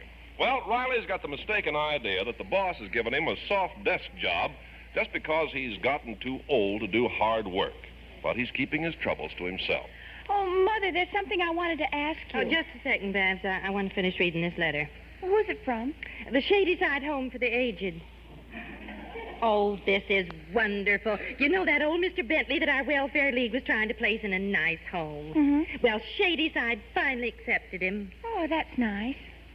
Well, for heaven's sake. What is it, Mother? Well, listen to this. Ordinarily, this applicant would not be eligible, but in view of the recommendation of his former employer, Carl Stevenson of the Stevenson Aircraft... Well, I didn't know Mr. Bentley once worked for Mr. Stevenson. I must tell your father. Well, why did they write to you, Mother? Well, you see, I've been working on the case, and I have to bring Mr. Bentley to the home. Oh, put this over on the desk, will you, dear? I have to answer it. Mother, don't you think Daddy's been acting very strange since he got that new job? Well, yes, I guess he's nervous about it. It's only natural. He flies off the handle at the least little thing. I hope he behaves himself at that surprise party tonight. Don't worry. He'll be happy to see how his friends are all... Hey, Peg, Well, what's going on here? Going on? Yeah. Well, nothing. You were talking. What were you talking about? Why, we were talking about an old man. Oh, you were talking about me. You? Well, I was telling Babs about Mr. Bentley. I don't want to hear anything about him. I want to know what you were saying about me. Now, listen, Riley, you've got to stop this. Your new job's making a nervous wreck out of you. You'll have to do something about it. You're right. I'm quitting that job. What? Oh, no, Dad. Yes, I'm going back to my old job. My head's made up. Oh. But you waited years for this promotion. I got my reasons. What reasons? Well, now I'm sort of an executive, and the gang won't shoot pool with me no more. That's silly. Besides, the $5 raise will put me in a higher income tax bracket. That's even sillier. I tell you, I've got my reasons. I'm going to tell Stevenson he can keep his job. But Daddy, you can't. Not after he gave you a $5 raise and everything. Don't you want to be a success? No. But, Dad... I said no. This is a free country, and I'm a citizen. And no one is going to take away my privilege of being a failure.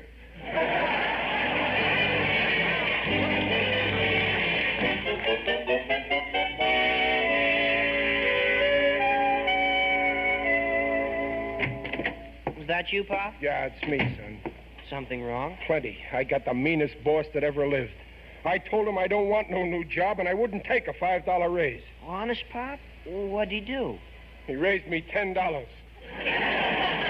Some boss. Well, gee, that's wonderful. No, you don't understand, son. You see, where's your mother? In the kitchen with Babs. Well, come in here where they can't hear us. What's up, Pop? Son, you see, I don't know where to begin.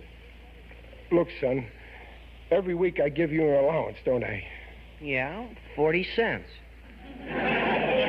What do you do with it? I spend 30 and save 10. Oh, try and save 15. Soon you may have to support me. And you will have to be the head of the house. Well, me? Head of the... What's the matter, Pop? You see, son, I've gotten old before my time. Oh, you're not old, Pop. You're only 39, and you're young for your age. Everybody says so. Yeah, they used to say it. I was very youthful. Like a few weeks ago when I made a speech at the parent-teachers meeting, I heard the principal say that Riley is so infantile. But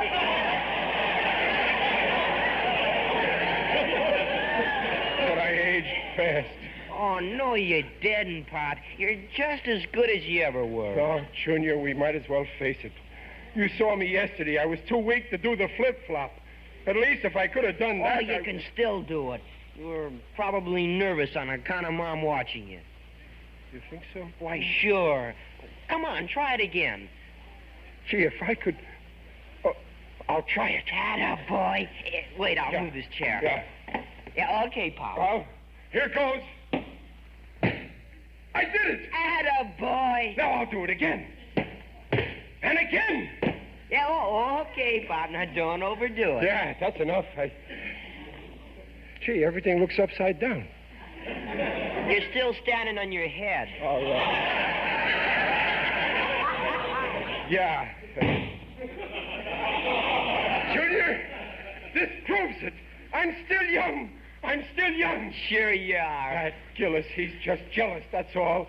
And I had my boss all wrong. He really promoted me. Why, sure. Hey, I practically insulted him this afternoon. I better write him a note apologizing right away. Where's a paper and pen? Well, there should be some on the desk there. I can never find anything on this desk when I want it. It's always piled high with papers. Well, it's mostly your stuff, Pa. I'll see you later. Yeah, okay, Junior. Oh, look at this mess. An ad from a beauty parlor. Well, that's got nothing to do with me. Myrtle's Girdle Shop. That's got nothing to do with me. Shadyside Home for the Aged. Dear Mrs. Riley, the board has voted favorably. Application for admission, Shadyside Home for the Aged, submitted by you.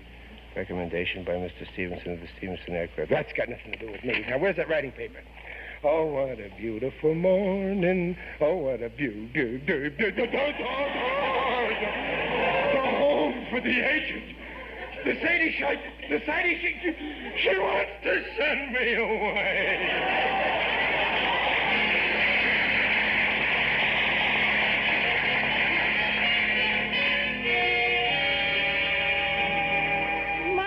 Daddy come in a little while ago. I know, and his friends will be over at 8 to get set for the party. Well, then you better get Daddy out of the house. But don't let him catch on. Leave it to me. He won't suspect a thing. Oh, Riley, dear, get your hat and coat. Well, what's the matter? Why are you looking at me like that? Where are we going? Well, I thought we might drop into the Rivoli. There's a picture there I'm dying to see. Oh, well, that's different. What's the name of the picture? Why, I don't remember exactly. You're dying to see a picture you don't even know what it is. Well, let's walk by there anyway, It's a trap. I know where you want to take me. What are you talking about? I ain't budging out of this house. But Riley... Oh, Peg, I never thought you'd try to do this to me. What? So what if I'm getting a few gray hairs? Just because there's snow on the roof don't mean the fire's going out in the house.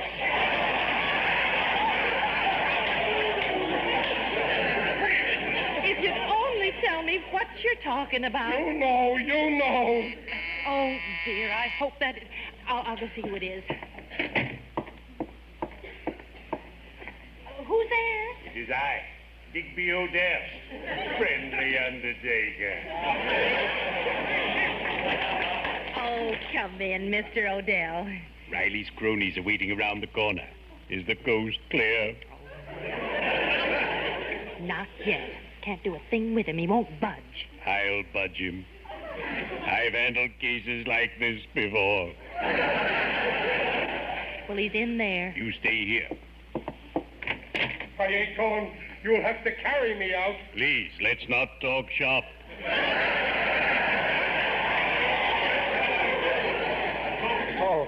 Oh, it's you, Digger. Go away, you're too early. Greetings, Riley. You're looking fine. Very natural. Well, I ain't fine. I'm so upset. It happens to everyone. Why, only this morning a gang of hoodlums pilfered a sign from a restaurant and hung it on the door of my business establishment. Oh, I was mortified. Well, why? What did the sign say? Special rates for large parties. I got trouble, Digger. My boss promoted me. I remember my first promotion. I was only a pallbearer at the time. My employer said, Odell, I'm making you head man. I like the way you've been holding your end up. But this promotion ain't... listen, Digger, would you say that I was getting old? You old? Yeah. Why, that's the most ridiculous. Why, you're still as active as... Why, when I look at you, I... Come with me, Riley. Come where? For a nice, slow ride in the country. I have my vehicle outside. No, thanks. I don't want to ride. I'd rather lie down. I can arrange that, too. I ain't going. Oh, Riley, go with Mr. Odell. I'll go with you. Do as your wife says, man. Wait a minute. I get it. She put you up to this, Digger. You're trying to trap me, too. Oh, for heaven's sake, And Riley. I thought you were my friend, Digger. Well, I'm through. I don't want to have nothing to do with people unless they're on the level. That's the only kind I deal with. Oh, Riley, what's this all about? You know, trying to send your own husband to the old people's home. What? I saw this letter here. You can't trick me. What letter are you... Oh, Oh, Riley. Oh, why, that letter's about old Mr. Bentley. We're just trying to get you out because we've arranged a surprise party for you. Surprise. Wait a minute. Let me get this straight. You mean you ain't trying to get rid of me? Of course not. I ain't getting old. I'm still young. As young as ever. What a revolting development this is.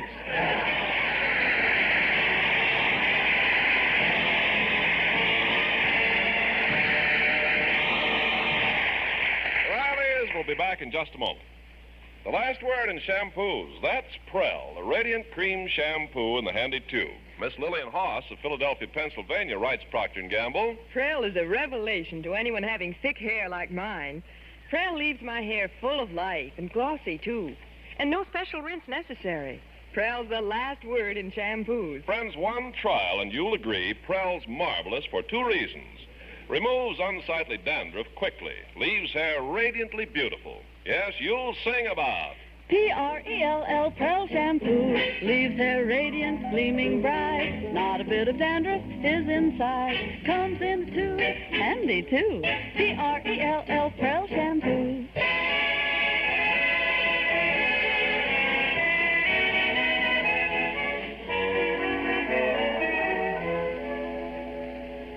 I just can't say any more tonight, folks.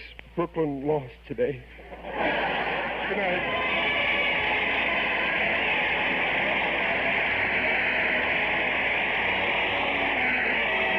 Procter & Gamble invites you to join us again next week to hear the life of Riley with William Bendix as Riley. The script is by Reuben Ship, Alan Lipscott, and Jack Brecker. Music by Lou Kozlov.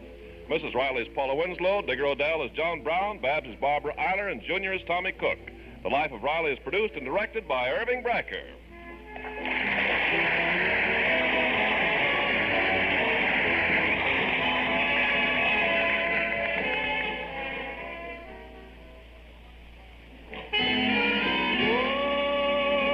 She had an hourglass figure. She never did lack a beau. She made her wardrobe seem bigger with wonderful ivory snow. Ah, wonderful ivory snow. Yes, you can make your wardrobe seem bigger by keeping nice blouses, lingerie, and stockings fresh with ivory snow. And your hands will tell you why ivory snow keeps lovely washables lovely longer. Prove it this week by washing your dishes with ivory snow. When you see how it pampers your hands, you'll know it's extra kind to fine fabrics. There's no other soap like it. Ivory Snow's the only granulated soap that's ivory mild. Makes suds instantly and lukewarm, even in cool water. Ivory Snow is so kind to your hands, you just know it's kind to sheer nylons and dainty lingerie and blouses. Oh, wonderful ivory snow. S-N-O-W.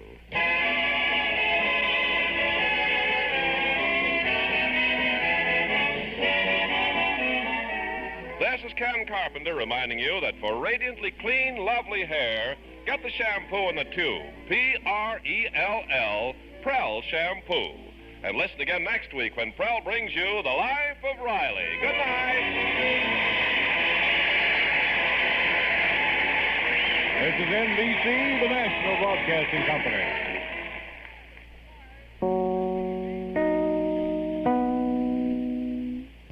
Life of Riley, broadcast from October 4th, 1947, starring William Bendix as Chester A. Riley. What a revolting development this is.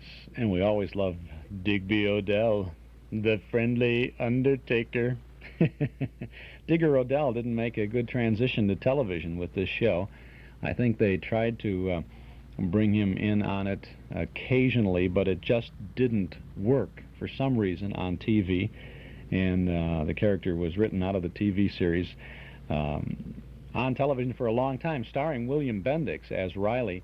But at the time the show, The Life of Riley, was to go to television, William Bendix, under contract to Paramount, was not permitted to appear on the TV screen because in those days the movie houses were afraid of television and they did not want to have any of their stars appearing on a competitive screen. So it was another actor who started the series of Life of Riley shows on television for 13 weeks, I think it was, or maybe it was 39 weeks. 39 weeks. It was one season. Jackie Gleason was Chester Riley on the first series of the Life of Riley show. And he went on to become, of course, Ralph Cramden, as we all know, and have his own fabulous series on television. This is Chuck Shaden here in the hall closet on WXFM 106 on your FM dial. It's 10 minutes before 9 o'clock. We have a couple of good cassettes for you on our cassette tape of the month for September. Two good mysteries. Roger Elliott, the Mystery Man, tells of his involvement with A Gift from the Dead on the House of Mystery, and Murder at Midnight, another mysterious thriller, story called The Island of the Dead. We got to have Digby Odell around for this tape. These two shows are yours for only $5 during this month of September from the hall closet. Box 421, Morton Grove, 60053. It's our cassette tape of the month. You'll surely want to have this pair of exciting mysteries, The House of Mystery and Murder at Midnight. Only $5 from the hall closet, Box 421, Morton Grove, 60053. Or get your September tape at any office of Northwest Federal Savings. But by mail, send $5 to the hall closet, Box 421, Morton Grove, 60053. Remember Henry Ford's Model T? Remember cranking up the motor to start the car? Remember the Model A with the self-starter? Do you recall World War II gas rationing and the little A and B stickers you had to display on your windshield? Great memories, huh? Well, Ralph Hirschberg of Nelson Hirschberg Ford has fond memories, too. Memories that roll back some 45 years to 1931, when he and Norm Nelson first started selling Fords on Irving Park Road. Today, Ralph and Jurgen and all the folks at Nelson Hirschberg Ford remember one other thing, that during all these years, the Ford owner who comes again to get his new Ford from Nelson Hirschberg is the Ford owner who's been treated with old-fashioned respect and courtesy, not only when he buys that new Ford, but while he owns it, too. Thousands of Ford owners come back again and again to do business with Nelson Hirschberg, one of Chicagoland's oldest, most respected Ford dealers. Find out for yourself. Get your new Ford from an old-fashioned dealer. Visit Nelson Hirschberg Ford at 5133 Irving Park Road, 5 blocks west of Cicero at Laramie. Now here's Louis Armstrong. And now here come a fast one this time, featuring our drummer man, Barry James. Mop, mop. Take it about.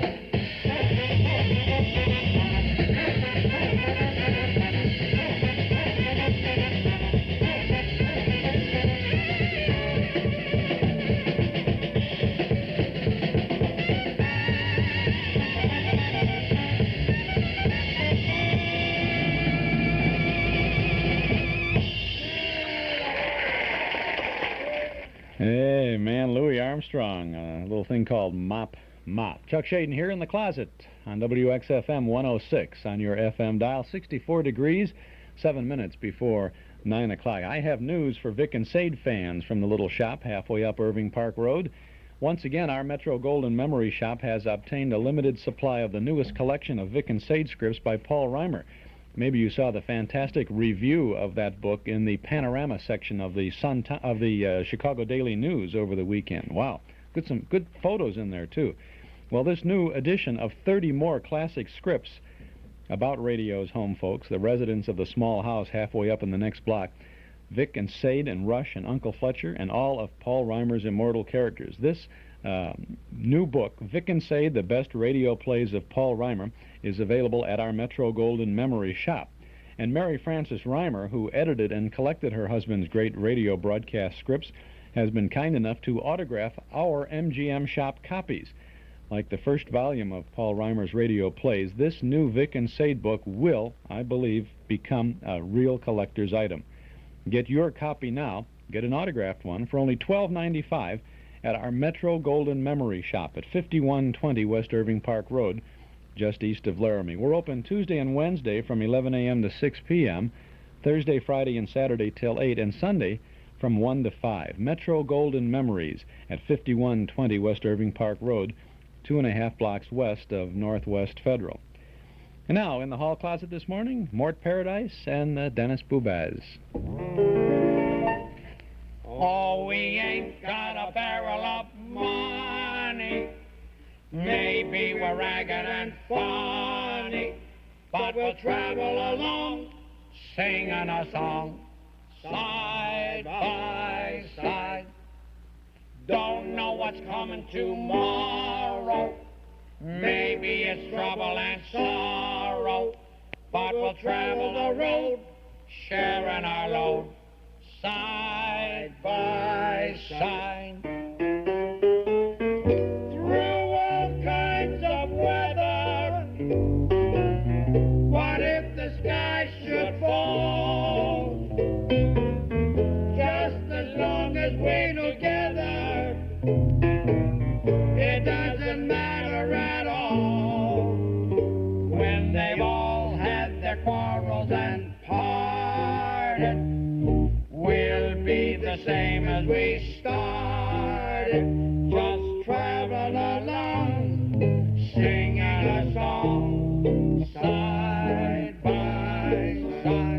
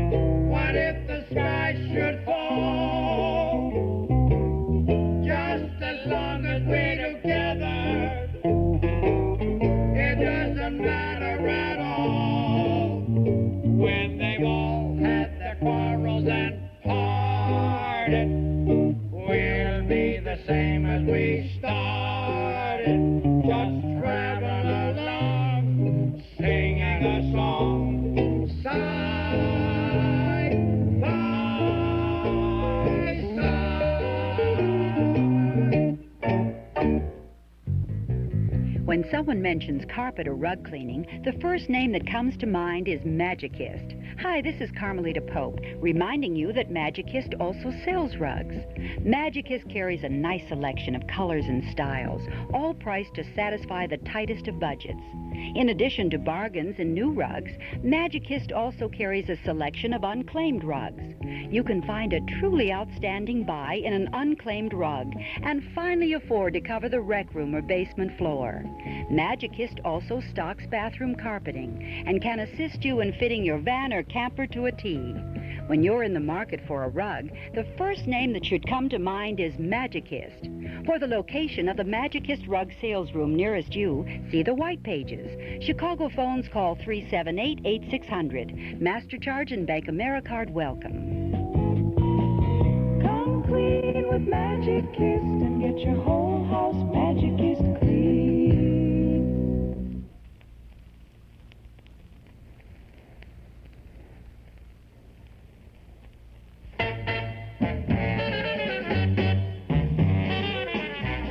Well, the old clock up on the studio wall says it's time to go for now, but we'll be back again tomorrow, same time, same station, with more sounds of entertainment from the hall closet. Tomorrow morning, the Andrews Sisters show with Gabby Hayes. We'll also have Al Jolson, Henry Morgan, and Oscar Levant on the Kraft Music Hall, and Captain Midnight. This is Chuck Shaden. Thanks for listening.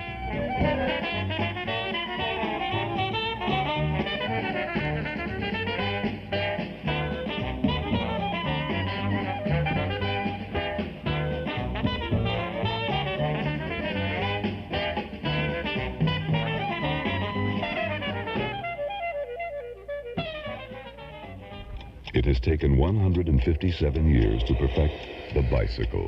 The Viscount is here. And now you can actually weigh the advantages of the perfect aluminum and titanium alloys honed into an ultra-lightweight cycling machine with the strength and beauty of an aircraft. The Viscount is here. And the Viscount Cycle weighs in with a super light 3.75-pound chrome moly steel frame, hand-brazed in the finest European racing tradition. The Viscount is here.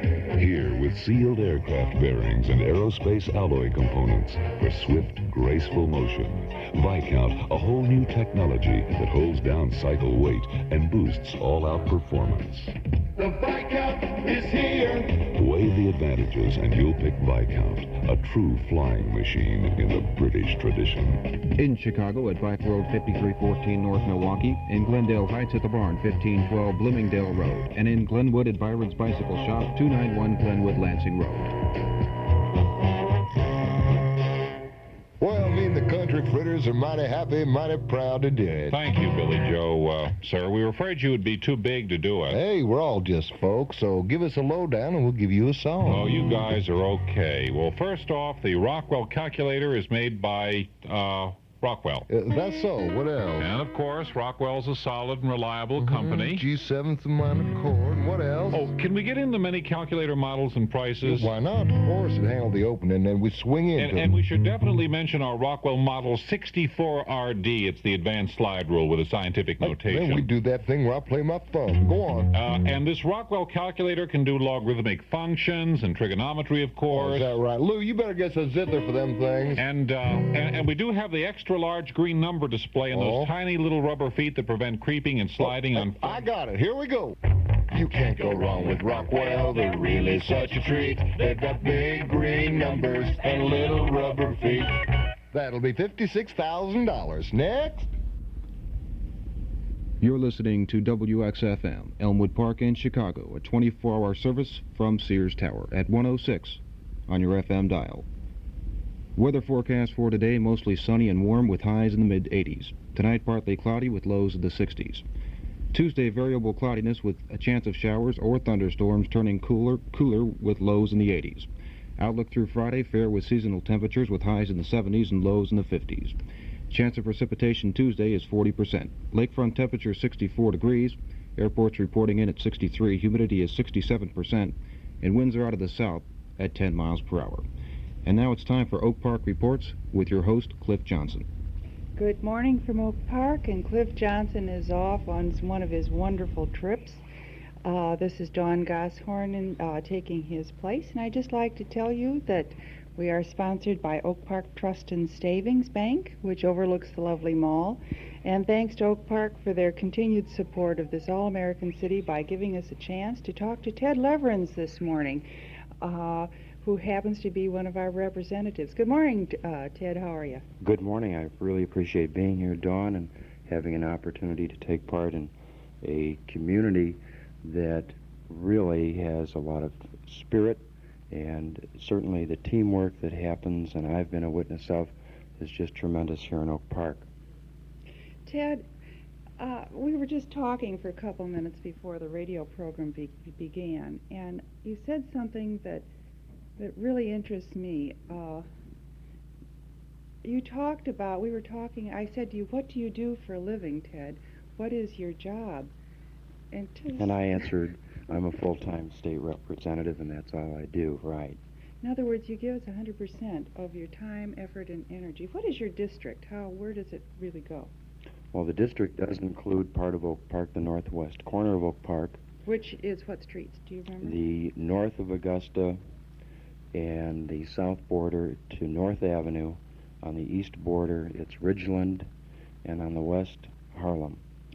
And then in your listening audience, we go on into River Forest, Olive Forest Park, Maywood north of the Eisenhower Expressway, Melrose Park, Stone Park, North Lake, Franklin Park, all of River Grove, Schiller Park, Rosemont, and up into Des Plaines. Ted, is that what they call a gerrymandered district? Gerrymandered and a half, I might add. How do you begin to try and help and work with all of that wide a constituency, if I might ask? Well, it is quite varied, both economically and village to village. There are 12 villages and a good chunk of unincorporated area, which, as far as the county goes, is pretty well shunned, and they've just been almost victimized by the wheel tax and now another penny per gallon tax, and trying to figure out the solutions to the problems of a very district like that can be very difficult, but doing it on a full-time basis, and by that I mean being in Springfield when we're in session, or in my legislative service office that's been open for 2.5 years, helps me in that I'm in constant contact with the people in the district, and they come to me with the problems, and we try to look for solutions.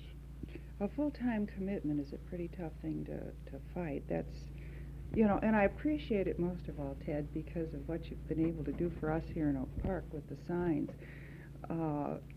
Roy Lavasek and Bob Bell were working for a good long time trying to get state signs saying we had something pretty special here in Oak Park. Now, the rest of the world knew it, but somehow our state seemed to, had not got around to giving us signs. Why don't you tell them about that? Because I think it's kind of fun. Well, it goes even beyond that. They were in touch with a very good friend of mine, Mario Reda, who that resulted in a phone call to our hotline, and the three of us met, and the original request was for, I believe, 4 signs, certainly along the Eisenhower Expressway, directing the traffic flow